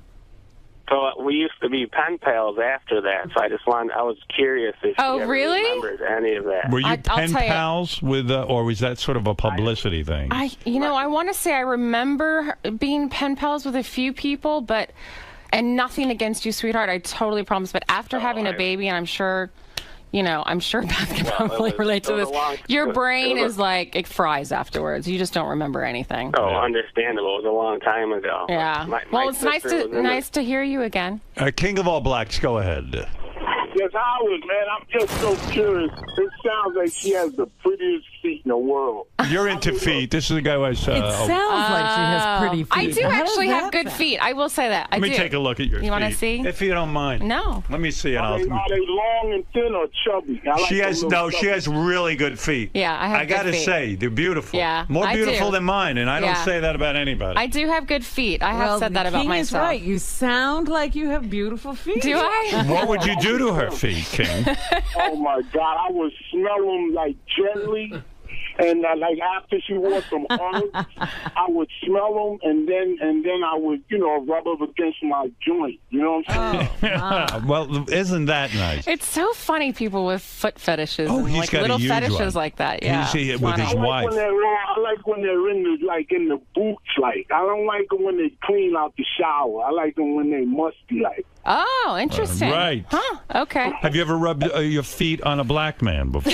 No, I have not. I Have you slept not. with a black man? No, I have not. Isn't it true there was a basketball player that actually sent you a nude picture of himself asking you out? No, that was Really? a baseball player, actually. Oh, it was? Mm-hmm. And who the hell would do that? It's somebody very famous. He sent you a nude picture of himself. Uh-huh. When did when did it wasn't A-Rod? No. Mm-mm. Jeter? No, and he wasn't an African American, so. He was a white guy. Mm-hmm, he was a white guy. A white baseball player took a naked picture of himself and sent you. Isn't that the ultimate turnoff to a woman? It was pretty. Yeah, I wasn't a fan of it. Was he well hung? He wasn't bad. Right. It's just. Like, I was never a girl that liked, in Cosmo when they'd have, like, the half-naked guys. I just think it's cheesy. Right, absolutely. I just do. So you politely said, no, I do not. I gave it to my gay best friend. And he liked it. Yeah, he loved it. He would have gone out with him. Let's go to Rick. Obviously, there's a huge demand for people to ask you questions. Okay. Even though we haven't had one legitimate question What yet. team was he on? Yeah, what team? Give me a team, Tiffany. No, because then you'll probably figure it out. No, come on. No. Why didn't you give that picture to 𝗦𝗵cie𝘄𝗿𝗍? I listen. Maybe she did. Honestly, I do not know Ryan's sexuality, of course. As you know, I tease him because... I think you're not the only one who teases him. I think he's very used to it. Go ahead, Rick. Thanks, King. You're the best. Tiffany, were you spanked growing up, and do you like to be spanked now? I'm trying to remember. Were you ever spanked as a child? I think I was spanked once only. Were you nude? No, I was not nude. Who spanked you? My mother with a switch. With a switch? Yeah. That's old school. Yeah, old school. What did you do to get spanked? I think I lied. I think I had a big lie. I think I said I wasn't supposed to go swimming next door, and it was too cold, and I think I did, and they found my wet bathing suit or something like that, and I got switched. Switch, so it had to be, I had to go outside in our yard and pick out the switch I wanted to be used on me. Oh my God. Yeah. Was it only happened once? Only happened once. That's it. On your naked buttocks? No, it wasn't. I wasn't. Were you stripped down of your underwear? I think I was in shorts or something. In shorts? Around the legs, that's what they would do. Oh, on your legs? I think it was my legs, yes. I think Robin's right. How many times were you hit? Once. That's it? Once. That was it. Did it hurt? Yeah, it hurts. Yeah, it hurt. Who sends their kid out to pick a switch anymore? Lots of parents do that. You go get the switch. Well, think about it. I'm 38 years old. This was a while ago. Do you fantasize about being spanked now as an adult? I'm not. Has your husband ever spanked you? Mm-mm. Did Brian Austin Green ever spank you? No. Did Pauly Shore ever spank you? No. Did Dustin Diamond Screech spank you? No. Did 𝗦𝗵cie𝘄𝗿𝗍 spank you? No. That's what I thought. No. But you know, Howard, when your parents sends you out to get a switch, the kid comes back with a good hard stick. Yeah, that's the stupidest thing. That's the stupidest. I'd be like, hey, listen, dummy. I come back with a twig. Yeah. I go, you asked me know. to. My mother used to say. I think you're so in fear, that you just want to get it over with. So it's just like picking a switch, coming in, getting it done, and be done with it. See, my mom was smart. She used to hit me with a hanger, but she'd pick out the hanger. Ooh, hanger. Oh, but then she'd go, you're not letting me hit you. You're holding my arm. And I go, yeah, that's called self-defense. Yeah. I know a lot of people used to do, like, the paddle from their... Ping pong? No, well, yes, they could do that, but isn't the old school like Catholic schools with the paddles and stuff? Rulers. Yeah, rulers. Would you ever hit your daughter with a switch? No. I think. Well, here's the thing. Don't defend your mother's actions on this. No, I think there's times where you feel like, wow, that's the only thing you can do. But you hold back. But I think there's other ways that are a little more constructive. Because it's humiliating. Well, I think that's what we thought last time. I mean, 30 years ago, 40 years ago, 50 years ago. That's what your mother thought. She thought she was a lot more of an easy hand than actually having my father do it. Would you let your daughter be in beauty pageants at a young age? I don't think so. They're very, very different now. So you're a very different mother than your mother. Well, it's not about that. I mean, honestly. Yes, it is. No. Well, I mean. You're angry and critical with your mother. I'm not. She lives with me. Are you kidding? She takes care of my daughter. But you don't let her. She's spanking her right now? No, she's getting the switch? No. Who knows? Let's go to Jim for the final question, then I'll let you out of here. I'm obviously holding you too long. What is it, Jim? Tiffany, did John Stamos or Scott Baio ever try to get in your pants? No. Stamos missed you? Yep, nope. And Baio also? I worked with Baio, but no, yeah. Mm-mm. What an insult. Baio didn't hit on you. I don't think I would have let him. Chachi. I just... not... Because he's with too many women. No, I did. He wasn't my... Pretty boy. I didn't think... Is he a pretty boy? He was not your type. I wouldn't consider him a pretty boy in mine. Turns me on about you. Maybe by the time she worked with him, he'd lost his looks. I don't know. When did you work with him? It was Charles in Charge. I did 2 episodes. Okay. And it was just... I didn't have anything. Maybe he knew that and didn't even try. Other than your husband, who's the hottest, sexiest guy in Hollywood right now? Beside me and your husband. Hottest, sexiest guy besides... Well, I have kind of a thing for Mike Rowe. Do you know who that is? No. He has a show called Dirty Jobs. And you like him? He's pretty hot. But my husband knows that, too. I see. Okay. All right. One last. I like him kind of manly and dirty and, that would be not me. so clean. Or Fred. Let's go to Jared. Hey, what's going on? I'm not manly, but I'm dirty. Go ahead, Jared. I meant dirty on the outside. Oh, well, that too. I am dirty on the outside. Okay. Believe me.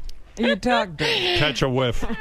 Jared, go ahead. Hey, what's going on, guys? Listen, I just want to say, great interview, Howard, but Tiffany, I got to give it to you. You're just a classy woman, and it's great. It's great to hear that from an actress. You abstain from the stuff you don't want to talk about. You have great things to say about everybody. Just a classy woman. Not about Jenny Garth. She didn't have any great things to say. That's not true. I said nice things about her. The right way, I did. I said I actually have a lot of, like I said, I have a lot of thanks for her for what she's given me, and that's my husband. So George, go ahead. Last statement. Go ahead. Hey, Howard, yeah, she's a total slut, and I got proof. And we both went to middle school together in Long Beach, Cubberley Middle School, and she was such a slut back then. That's lovely. Yeah, okay, dude. What a way to end the interview. Yeah, I was at 6th grade. I was a slut. Okay, 5th grade. Is your name Dustin Diamond, George? For real? She went to Cubberley Middle School. I did go to Cubberley. You're absolutely right with that. I'm not going to believe him. Of course, please. In 5th grade. I wish you were a slut. I'd like to hear about it. My Lord. I didn't have my first boyfriend until after that, so. Well, anyway, you are delightful. Thanks. And beautiful. Thank you. And we actually have mutual friends. Who's our mutual friend? Josh and Kristen Takeman. Oh, I didn't know you were friends with them. I am. Oh, you can do better than that. You can be friends with me. No, I love Josh and Kristen. Yeah. Wow, how did you meet them? I've known Josh actually for quite some time. Boy, he gets around, huh? Yeah. Yeah. Well, listen, see Tiffany Thiessen in White Collar. Thanks, Howard. And did you know I took Josh's wife and did her pregnancy photos? No, I didn't know that. That's right. Oh, look at you. That's right. I'm a master photographer. I did know that, though. I didn't know you took those. Yeah, I did. Anyway, maybe I'll call you up when I'm pregnant next time. I'll show them to you. Did you see them? I haven't seen them. They're hiding them. Let's see. And believe me, you'll take your clothes off and I'll photograph you. Okay. I'm sure my husband will be okay with that. Oh, tell him to lighten up. I'm a professional. Well, thank you for coming. Thanks for having me. We'll be back right after these words. Tiffany. Yes. May I talk to you about the interview? Of course you can. So you survived. I mean, he really ran you through the gamut He there for a did. while. He did. Well, there's a lot of rumors and a lot of people talking stuff, so I guess there was a lot of questions to ask. He's attempting to put words in your mouth. He's trying Doesn't to bait he always you. do that to everybody, though? Absolutely. I was going to mention that to you because you had mentioned to me on your way in that you were anticipating this interview. You've always wanted to meet him. Yes. How did his interviewing skills and style measure up to what you thought about him prior to this? Pretty much everything that I kind of knew what I was getting myself into a little bit. Right. But I thought he was very nice. I mean, I don't think he was, I don't think he crossed any terrible lines with me, which is nice. A lot of times he has someone in and he eventually gets that secret or unknown information out of really? him. How did you avoid giving up any more about Jenny Garth? When it comes to those kind of things, it's just, like I said, it's water under the bridge and it's between the two of us and, and that's that. Distract him with your feet and go from there. You're exactly right. All right. Nice meeting you. Thanks. Nice meeting you too. All right.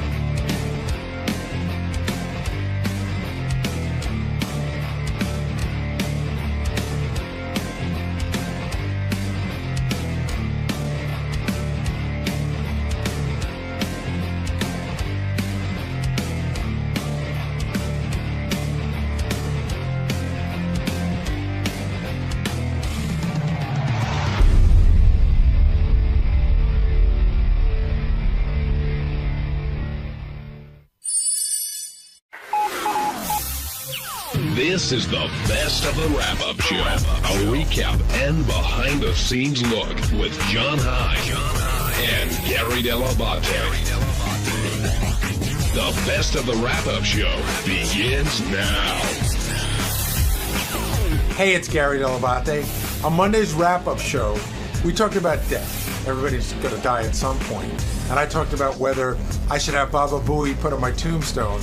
And that led to all of us talking about death. Ronnie had some funny thoughts, but the most interesting thing was JD is very afraid of death, which I get, but he's so afraid he doesn't even want to talk about it.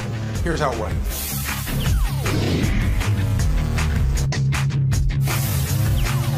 Before we get to Tiffany, I do want to talk about the Olympian who called in, Skyped in from Russia, I guess.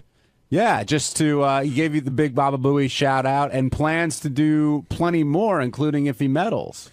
Yeah, I think it's funny when people say he gave me the big Baba Booey shout out. It's not about me, it's about the show. Baba Booey, I said Baba Booey is a word that you yell out to let the whole world know but you're a Howard Stern fan. You must get, I mean, you don't get personal, like a little, like, wow, that's kind of neat. I think it's kind of neat, but I think it sort of transcends me. In other words, not going Gary 𝗏𝗏𝗏𝗏𝗏, go Baba Booey, but that's just a word. But it's great. It's great that he did that on literally an international stage. Yeah. Well, ultimately, it is your nickname. I know what you're saying. The show is bigger, but it is kind of personal to you. It's fun. Believe me, it's fun. I mean, I like it when there's a guy, I can't remember his last name, Seth. He does NCAA basketball updates and stuff like that. Seth Davis? Yeah. And so we'll be sitting on the couch, like Mike Jackson and all his friends will be sitting on the couch watching March Madness, and he'll go, look at this one. He goes up for the shot. Baba Booey. And everybody looks at me and cracks up. They think it's a riot. I've said before, I think this is one of those things that it's going to outlive the show. And like 100 years from now, people will be doing like Baba Booey at whatever the news is then, and people won't know why. They just know it's something you do like at public events. Do you think, this is funny because I had to deal with some stuff at the cemetery yesterday. Do you think... Did someone Baba Booey? I should have it on my tombstone? Yeah.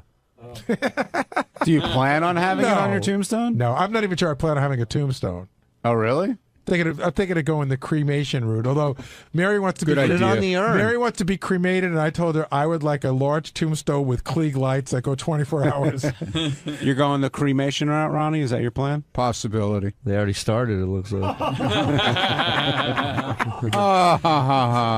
You're a scream, man. Have you thought about Is that from comic school you learned that? Huh? Comic school. Have you given any thought to Went that? to comic school, you asshole? Huh? That's the same school that Sal went to, right? Yeah. Ronnie, seriously, have you given any thought to that? What? Like, yeah. And? I don't know, man. Why do you have to have people come and cry at your gravestone? Just burn up and say goodbye, and that's it. Well, people want to fondly remember you and think back to times they had. Yeah, okay. I'm going to get buried under a stage at a strip club. And then I'll come and see you. They're going to have a glass floor, you know. So I'll be laying there in my box. Like this, Ronnie looking up. Good news, I'm not going to Pine Lawn. I am going to Rick's. I'll see if that's where you are. Everyone's excited to visit Ronnie, you know. Ronnie's been practicing for that service for years. Like Mel Brooks. No, not Mel Brooks. Mel Blanc. Like his tombstone says, that's all, folks. Like, should I put Baba Booey on my tombstone? People ask me if I'm going to put Jump the Shark on mine. Honestly, he jumped the shark. Finally jumped the shark. You know, Ronnie's will be the only tombstone that says "Let's fuck some whores" on it. Mommy, who is that? Hey, Ronnie, I know you've said before that you're scared of like some aspects of getting older and stuff. Are what? When did I say that? Well, you said you said you're scared of like Stephanie leaving you and things like that. Oh yeah, well yeah, that's a whole different situation. It's not. Okay, but I'm just like, are you the type of person? Do you dwell on death a lot? No, not at all. Does it scare you? Do you get depressed about it? I get depressed when I see nice people that don't deserve to be sick like that. And but like, what about your personal self? Well, my personal self, I don't really give a shit. I'll worry about it at the time when it happens. But he's too busy living. Ronnie, yeah. I'm gonna use this opportunity to call you out. We spoke on the air some months ago. Oh, stop it now. My doctor got on me on Thursday with that shit. You told me. Yeah, you were I'm doing gonna- it. I'm doing it now. A colonoscopy. When are I'm you doing doing it. When? Yeah, I got to call the guy. I know, but that's what you said 4 months ago. No. The guy gave me a number to call. Why do you keep putting it off? I didn't put it off. I just never did it. Oh, clearly. Oh, I didn't put it off. I see the difference. I just didn't do it. No, but I know what you mean, Benji. A lot of people have a tough time thinking about mortality and even having these conversations about a tombstone or whatever else, where other people don't really have You a know problem who has with the it. worst time with it? Who cannot discuss it at all? JD. Really? Oh, yeah. Oh, yeah. You bring him in here, ask him about that. He completely shuts down. I didn't know that. Actually. Wait. Is that typical? Well, that's why I'm a not reporter, atypical of most conversations with him? Like, what's that? Yeah, where are the conversations where he flourishes? That man walking. Here he is. What's wrong with your eye? What happened to my eye? Yeah, what's going on with your eye? I blew a blood vessel. Doing what? I don't know. I don't know how it Taking a happened. shit? I don't know how it happened. But I went to the eye Writing doctor poetry? Saturday, and I just wanted to make sure that's all it was, and that's what it is. When I asked Ronnie about his eye, there were a couple possibilities of how he popped it. One was taking a dump, and in his words, maybe pumping my girlfriend, as he said. oh, When did you notice that? There's a lovely image. Friday morning, when I woke up. And it was the swelling worse then? It's not swollen. It's just blown. The vessel red. is blown out. There's blood in there. Blown over it. We were talking about mortality. Dead man Gary was walking. talking about. I don't what he want was- to talk about death. Come on, man. I really don't want to talk about Come on, death. you got to come and burn with me? Why? No, because it seriously scares the shit out of me, and I think about it enough on a daily basis. Do you think that if you talk about it, it will make it happen? It just makes me think about it, and it really just weirds me out, and I just really hate just. And even I thinking can about it. relate to this because I was like this for a while. Like I had that same problem where Until after you got married. I would and then you died. I would just lay in bed and I'd think, oh my god, like this is. We only get one shot at this. Oh like my what God, the I fuck? can't even be around and, for this. and he freaks out. I don't go around one time, JD. That's what I keep telling you, man. Let's not enjoy the block party. Let's not talk about death specifically. Quick crowbar that in. Let's not talk about JD. Yeah. Let's not talk about death specifically, but rather like your phobia. Like what about it makes you like I can't think about it. Because I don't know what happens after, and I don't know. Maybe nothing. Well, exactly. The and bugs I are going to eat your eyes I know. out, man. I don't know how it's going to happen. I don't know if I'll be in pain. I don't know if I'll be. If it'll be in an embarrassing situation. Can I say something? Because I understand what he's saying a little I don't know bit. if I'll but be shot or we have something. we have no control. Like I think about death a lot. Today I'm driving in and I hear the story on the news station about the guy driving the wrong way on the Long Island Expressway again. Mm-hmm. And he hit somebody. The guy driving drunk instantly died. Well, they don't know if he was drunk. And the guy he hit is in bad condition. And I always think, like, I think I'm doing the right thing, but maybe today's the day a guy gets on the fucking West Side Highway going the wrong way. Yeah. And Right. then I have no control. You don't know. Is it the unknown? Is it because you can't control it? What about Yeah, it? it's just everything about it. It's just like everything just ends, and you don't know what. And that's exactly what I would think. It's the same exact thing that I would think. That it just how is this all just end all of a sudden? Like, But see, but with that attitude, which is not that weird for people to have, with that attitude, you should go, well, if I don't know when it's going to end, I'm going to do all these great things and get it done before it's too late. He's doing it, man. He's doing it. No, it actually just makes me not want to do anything, and I just want to prolong my life doing nothing. How long have you had this issue? Oh my God! Since as far as I can remember. I mean, yeah, there's a scene in What About Bob when the little kid is freaking out Bill Murray, and he's like, "We're all gonna die." I remember that. This is it. We all die. He just keeps going on and on, and I remember then, like, I had those same thoughts, and I was like, "Holy shit, this is freaking me out."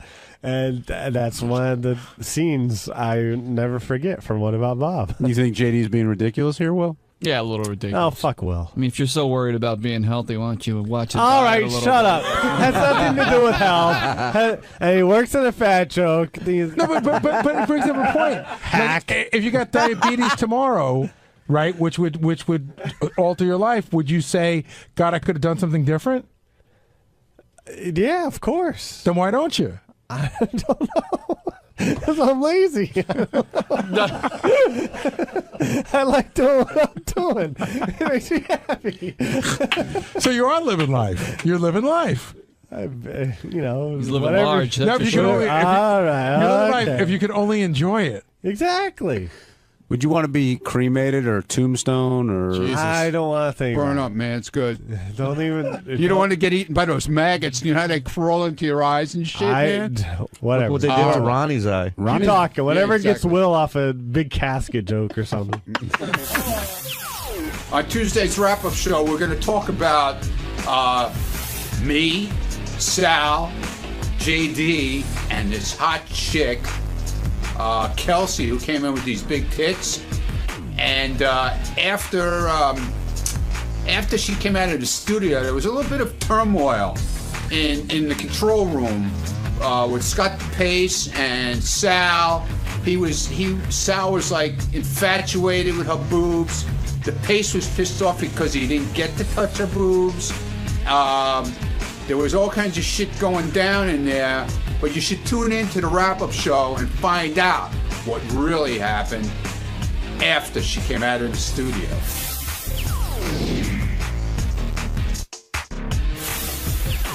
You were all about titty fucking this girl.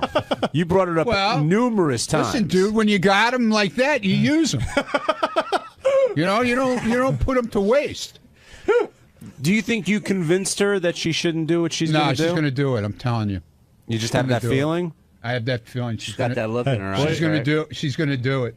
You were. I was hoping at least she would cancel Friday's appointment and think about it a little bit, but I don't think so. Now, you were fired up over it, but Robin was really fired up over it today. Did you notice that, Gary? I did. I don't understand why Kelsey came here, because she appeared to want our opinion. Right. And then she didn't want our opinion, and I don't think she came here just to show us her tits. See, maybe she came here thinking, you know what, I'm pretty sure I want to do this, so I'll just go, and I'm sure they're going to give me the affirmation I'm looking for. She did say she thought Howard would say to get the boob job. You were in love today, JD. Oh, yeah. Oh, It was painfully obvious. Well, she's a cute girl, and the tits just put her way over the top. You know how I knew he was in love is at one point she got up and she went to take her headphones off, and this guy springs into action to help her with that. I've never seen him jump to help anybody. Anything to catch a glimpse of him, as close as I could. Maybe They were throwing, maybe touch him again. They were throwing money at her in the Howard TV studio afterwards. They were seeing if she could do jumping jacks with her breasts, either staying in or falling out, and they were all throwing in $5. Ronnie threw in, Scott DePace. She walked away with a wad of money. What was going on in that? Wait a second. Why didn't anyone come get me for that? Yeah, what was going on in that? There's a lot going on at Howard TV. Let's start with this. So Assholes. I get an IM about from, first of all, DePace goes over the, he sends me an IM and he goes, tell her to take her hands off her boobs, right? But then he gets on and he goes, when Howard said JD could go in, because I said, hey, there's some guys who want to test the firmness. And Howard goes, like who? And I said, DePace, Phelan, and Greg. And also JD. And he goes, tell JD to come in here. And so I hear on my speaker, what the fuck? She chose JD. Well, no, she said no to Will, the Pace. Will told me to go in.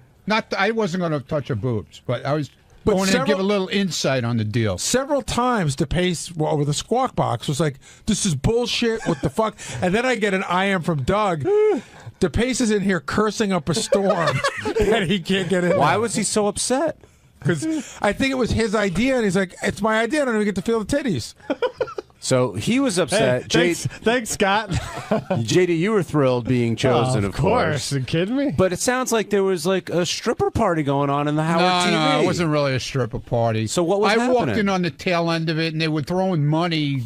They were betting $5, but nobody bet except me and DePace that when she did jumping jacks, her tits would fall out. She still had her bikini top. Right. So she was doing. And I said, I bet him yes they would, and he said no they wouldn't. So she was doing jumping jacks in the Howard TV control room. Yeah. Oh, Well- God damn it. Is there footage of this? Hold on. So here's what I saw. I go to the bathroom. I see the Howard TV camera in there, and I see Sal. And Sal seems to be putting on some sort of a show. Of course. Come out of the bathroom. Whatever I see, it's given, you know, as your kid used to say, the uh-oh factor is going off. So I go to Sal. I go put my hand up and I give him like snap my fingers to the waiter. Come here. So Sal comes out. And I go, let's shut this down. And he goes, okay. He comes to my office about 10 minutes later. He goes, thank you so much. And I go, why? He goes, I don't know. I could have gone. I felt like I could be out of control. You did the right thing shutting that down. It was the weirdest thing. What was he doing? I don't know exactly. I just didn't. He was showing her how to do jumping jacks. But he was like out of his mind when he was doing it. He almost broke his hand. And I witnessed Gary with the hand wave to Sal. It was almost like a dad telling his kid, get out of that situation. It's about to get bad. I had no idea what was going on, but it just didn't look right. And Sal needed you to shut him down. He was so happy. Scott DePace, we hear that you were quite upset that you weren't chosen to test firmness What today. are you talking about? You want to smell my hands? Gary said you were cursing up a storm in the control room. Not cursing up the storm, but you were like, what the fuck? Who doesn't like to feel a nice pair of tits? I mean, and it was sort of your idea. Yeah, well, we've always done it for years, and you know, I felt a lot of tits through my ears. Well, she chose JD, though. I mean, you can't get mad at anybody else. Because JD's non-threatening. Me, you know. You're a threat? Yeah. Please, get the fuck out of here. He's from Pennsylvania originally, or Delaware, whatever. She didn't really choose JD. Sure, you're real threatening. We threw out a bunch of names, and she said JD, okay. Now, if Scott and the other guys came in, she might have been up for it. Hey, Scott, does your wife mind at all?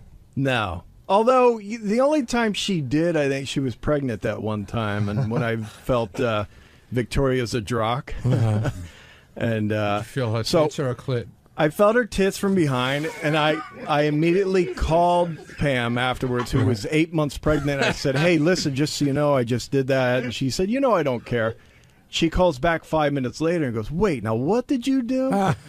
And I told her, and apparently one of our neighbors had heard the segment and said to her, hey, man, you a nice woman, 8 months pregnant, you're letting your What the fuck is up with neighbors? I know. Richie Wilson, what do you want to say? One of the best things you guys missed was Sal said to the girl, let me see your shoes, and he got on his hands and knees and crawled and looked up her skirt. See, that can't be happening. That can't be happening. I mean, you guys had a party back there. How did he get that on camera, Richie? How did she end up with a camera in the TV room with Sal? Doug wanted, well, I don't know how Sal got there. Doug wanted to do something for television where, you know, we would all tell her what we thought as well. And she was up for it. She seemed game. And how did it turn? Well, I don't want to know. Stop touching the microphone. You can talk from there. John Lieberman, what did you want to say when you were touching that mic? Go ahead. They can hear you. Go ahead. I know. I was just going to say, what's wrong with you? Sal followed her from the moment she left the studio. Oh, jeez. Followed her with Greg Carmel interviewing her all the way into Howard TV. And Sal tried to show her how to do a jumping jack, and she couldn't replicate how Sal was doing it. So Sal did it again in a certain way so that her breast would come out. Scott, back me up here. Yeah. He was doing this right freaky kind of jumping jack. And she's like a little girl. I mean, she's replicating everything Sal's doing. Scott, who did you think was the most fired up today? Ronnie, Robin, Fred, JD? Which one? Oh, definitely Ronnie. Ronnie was, although fire, JD was really into it, but he's not as vocal as Ronnie. Yes. Ronnie's very vocal, and he let it be known on the air. Were you surprised at Robin and how much the advice she was giving and how she felt? You know, she's got experience with that, but what the hell is that? Dude, you felt Victoria's boobs? Yeah, see, I didn't feel those. Dude, I would have went for the clit, man. It's like a guy's cock, man. It's cool. You want to feel a guy's cock? What? Dude, did you ever see her clit? About? You ever see her clit, man? No. What is going on? It's that long-looking thing, man. It's really cool, man. She's like freaky. I love that girl. So you're looking for a big clit that reminds you of a penis? That's what you're saying? Dude, it's just cool looking. Doesn't that It really gives you a lot to play with. Can you put your hand around it? Oh, my God. Sal. What is wrong with you? Sal, what was going? We're hearing like all this going on in here. It's not good. A couple of things. First of all, Ronnie just wants to jerk dicks off. we keep hearing. Just so you know, Victoria, I love you to death. Hold on, guys. Sal, we keep hearing different things. Like you followed this girl out of the studio, and you went to Howard TV, and you're. No, I didn't follow her out of the studio. I was in the hallway, and Greg Carmel was following people around to get the reactions of her tits. He just happened to be in the hallway. Believe me. When I saw this girl live for the first time, I don't know what happened. I couldn't think straight. I swear to God, there was something in my head. It was like somebody, like a fairy godmother came by and just hit me with her wand, and I was like, it was tits. That's called C-struck. What is that? C-struck? T-struck. Tit-struck. I don't know what it was, but I saw this girl. She had these beautiful, voluptuous tits, and I couldn't think straight. I couldn't see straight. I was just in complete. It was like, the light shone down. And as she walked, I followed her into the control room. And when we got into the control room, Scott turns his shiny bald head around and shining as well because his eyes are almost popping out of his head. He goes, "Let's see you do some jumping jacks." And I'm like, "Yeah, jumping jacks, great idea." A minute. And then he takes out money. Then Ronnie takes out money. And then she says, then Scott says, she says, "Explain to me a jumping jack." So I was so worked up. Oh, you're when I did a innocent jumping here. jack, I hit the back of my hand on the fucking shelf. My thumb is still killing me over it. Then she started doing jumping jacks, and I still was like in that phase. And I turn my head, and I see Gary, and it's just like, you know, the record stopped on the jukebox. Come over.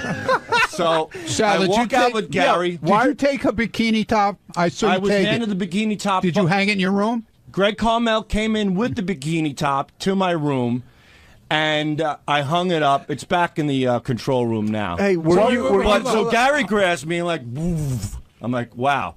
I'm following Gary, but I'm in such a daze. It's like almost being in a car accident. Not exactly what's going on. That's how powerful these tits were. And I sat down in my office, and I just reflected on everything, and I said, Jesus Christ, Gary saved my life. Because I don't know. I mean, I was ready to go nuts with this. When Gary this pulled you situation. out, were you happy that he was doing it? Or I were didn't you... know what was going on at that moment. wait. He When pulled you me out. I was following him. I knew to follow him. And when I sat down and I took a breath, when I sat down and took a breath, I said, you know what? I got to thank Gary. Not that I mean, I wouldn't have done anything crazy, but what it would was you? it was turning into a crazy frat But what would party. you have done? Right. I mean, you said you would Well, have at that gone moment, crazy. if Doug Goodstein would have said, do something crazy, you know, if I would have gotten the thumbs up, the green light, who knows? You know, before you know it, I'm playing distance in my pouch with a bikini So top. you were just there to participate, observe, like DePace and Goodstein were telling you what to do, and that's what you followed. Yeah, orders? it was a group of us guys, and things just evolved naturally. Who told you to go on the floor? On the floor. Yeah, you were on the floor Nobody looking told me up to her go on the skirt. No, I was checking the straps on her shoes. I said I like the shoes. Yeah. Asshole. You're such an idiot. Yeah, no one told you to do Get a that. nice buckle on her shoes. Sal, I understand that you were in some kind of haze. I did not. The thing is this. The bottom line is that. Not saying you did anything wrong. I wouldn't have. When I say gone crazy, I don't know. It's not like a rape wouldn't have gone down. I mean, it's not like that. She was having fun. The guys wanted to see her do jumping jocks. Ronnie's whipping out money. Scott's whipping out money. The only thing that was missing was the champagne room and a waitress. This is how it would have gotten weird. Like, he was in such a daze, I figure now. Like, somebody could have said, hey, you know what Kelsey's favorite part of the show is? She loves Guess What's in My Pouch. And before he could even think about it, his pants would have been down. Oh, absolutely. You know, I thought I was, you know, because of the situation with the cameras, the green light, her doing things, doing jumping jacks, Scott whipping out money, I'm like, all right, it's turning into a no-holds-barred type of situation. Yeah, we can't have that. No, we can't, and that's why I know we can't, and we won't, just for the record. And I was standing there innocently when Gary gave me the finger, like, come over here, you. And I gracefully went, and then I thanked Gary for, because I was in a different state of mind. Our tits are hypnotic. But you're saying that Gary They're like saved... Vicodin. They're like ecstasy. When you see those tits, You have no idea. I mean, I can watch man. my house burning down, my Dude. children inside. If those tits are in front of me, I'm like, all right, have a nice day. Let me try to cut him off, dude. Let me try to cut him off. No, she should get a lobotomy. The only thing she should be cut off is her brain if she's getting rid of those tits. Let me try to take some calls here, guys. Jim in St. Louis. Are you there? Yeah, hey guys, how's it going? Gary, John, I love you guys. You know, I've been a huge fan of this show for about 15 years now. I'll tell you what, though, you guys have got to keep a huge set of titties in JD's hands because it was like almost instant cure for that mush mouth. He was actually speaking full sentences. Yeah, I noticed that. When you were talking to her, you had no problems. You were extremely eloquent. All right, I don't know. Clearly, she's not here right now. I don't remember what I said. JD. Hey, what's going on with you that you couldn't ask her out? That's what I want to know. Well, first of all, she said she wouldn't go out No, with that me was anyway. before she said that. There's something sort of going on that's brewing. There's something brewing. Something is brewing. Okay, and we'll see what happens. It's going. You mean it's going to become exclusive where you can't? I will see what happens. All right. It's a safety and security issue why you can't talk about it, correct? Yes. It's a safety and security issue. Kelly in Pennsylvania, you're on the wrap-up show. Yeah, I wanted to comment. Normally when Robin's speaking, she's very polite with her words, and you could tell she was mesmerized with these boobs because if you guys listen to her a couple times, she said, your tits are beautiful. Those are great tits. And I was shocked that she said that. I thought she'd say, your breasts are gorgeous. But the fact, she dropped the tip word like so many times. And it was just hilarious that she wasn't, her normal, her Robin self. Sal, do you feel like Robin had that kind of mystique? She experienced the same thing that you were experiencing? 100%. I noticed exactly what this caller noticed. Even those tits are so magical. Like Robin, you saw a different side. She said men like when they come out. That's crazy. That's like some fat beer drinking truck driver talks that way. The fact that Robin was so mesmerized by it proves that those tits are truly magical. I think Robin was taken with the idea that I don't think she was attracted to them, but I think she looked at them and goes, that's what I wanted. Those are exactly what I would like to have had, and Robin had things done, and maybe they aren't exactly how the way she wanted them. But I think Robin felt, if I were born with those, that's what I needed. Well, I thought she was very upset about just cutting up the body when it's not necessary. Well, I thought Howard and Robin were very real about which I got, which is Kelsey wants to do this because she thinks it's going to change something in her life, and I think the feeling is she's going to do this and it's not going to really be what she wants. Figure out what her goal was. I think her goal is to sort of blend in, literally blend in with everybody else and not be noticeable and not be known as the cute girl with the big tits, just be the cute, quiet girl. Well, if that's her goal, it might help her. But I think what Robin was saying is what you think you're going to get, you're not going to get. They're not cutting those down to a C. You think they're going to be unnoticeable and small, and they're still going to be a decent size, and then you'll be the girl with the big tits who had the operation that made them a little small. I wonder how much it means getting the advice coming from a woman versus the guys, because Robin did get a reduction and went through this, and I wonder if it's more meaningful than JD or Ronnie or even Howard telling Kelsey what she should do. Yeah, I really thought that point was well taken, that you think this is going to make you happy, and it might not make you happy. And I'll tell you another thing. I'm not saying Robin's a lesbian. I know she's not. But people like to experiment, and everybody has that go-to girl if they had to do it. Like we've heard other women say it before. Who's your go-to guy? You, Gary. No, seriously. I don't have a go-to guy. But everybody does. No. You just said it. Yeah, girl. It's completely. That's girls, Gary, not guys. Different ballpark, Don't Gary. help him. No. The thing is that I think if there was an opportunity for Robin to finally get it on with a woman, I would have to believe this is the one. You could just hear it in her voice. And I would love to pose that question to her, that did this girl turn her on? Maybe perhaps get her a little moist in the panties, and perhaps if there's an opportunity for her there, I think it's this chick. Now, to me, that sounds like a guy creating a scenario to jerk off to. Absolutely. He already did it. No, Someone's already done it and you're right. That's why it's red. He's done it already. Someone's going to be thinking of that after they use spa maps or whatever the hell. Spa now. Guys, a lot of you have spoken about how Kelsey just put you in this. Sal said a haze. He thinks Robin was in it. Ronnie, you raved about her. JD, you said she's fantastic. A lot of beautiful women come up here and get naked. What was it that set her apart? And girls who come up here with great tits as well. Yes, Ronnie. I know why. Because she's a regular girl. Exactly. And she's from Pennsylvania, and she's very innocent looking. Natural. She has no agenda. And she's, I mean, she was, if she had come for a Playboy evaluation, right, I still think people would have thought she was hot, but it would have been like, you know, from a different angle. Bart, you're on the wrap-up show.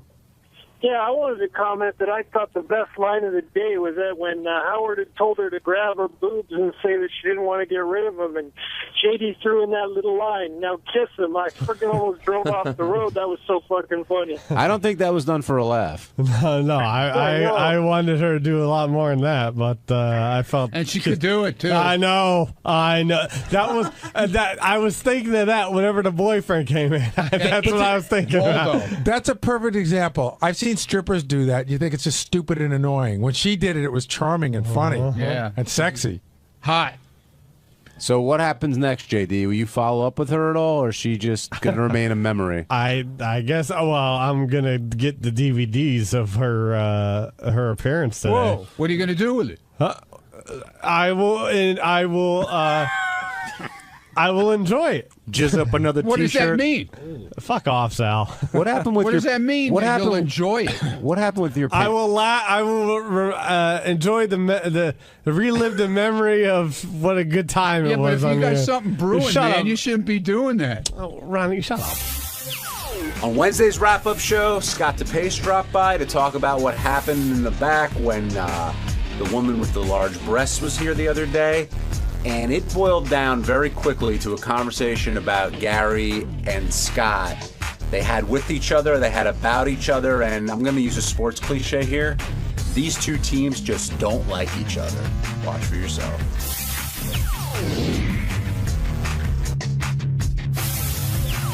Scott, thank you for coming down. You're very welcome. Apparently, you've been accused of throwing Doug Goodstein immediately under the bus and misrepresenting yourself with this issue. Would you care to answer that? I think, first of all, to say that I'm the only person that throws anyone under the bus is ridiculous. Nobody said that. Well, to act like it is. Nobody said that. We're Strange. saying that in this particular instance, you know, listen, can I it- just finish it? Yeah, go ahead. I think when you said you were hardly involved, I think that's a huge misrepresentation. Never said that. Well, didn't you say to Howard this morning, look, I was hardly involved in that? No, I did not say that. I never said that. What my deal is, I took the whole rap for your sleeping video, and I wasn't going to let that happen But let's again. talk about this. I am. So this time, there were about 11 people involved in that yesterday. Understood. I may have been the ringleader, yes, but you've got Sal.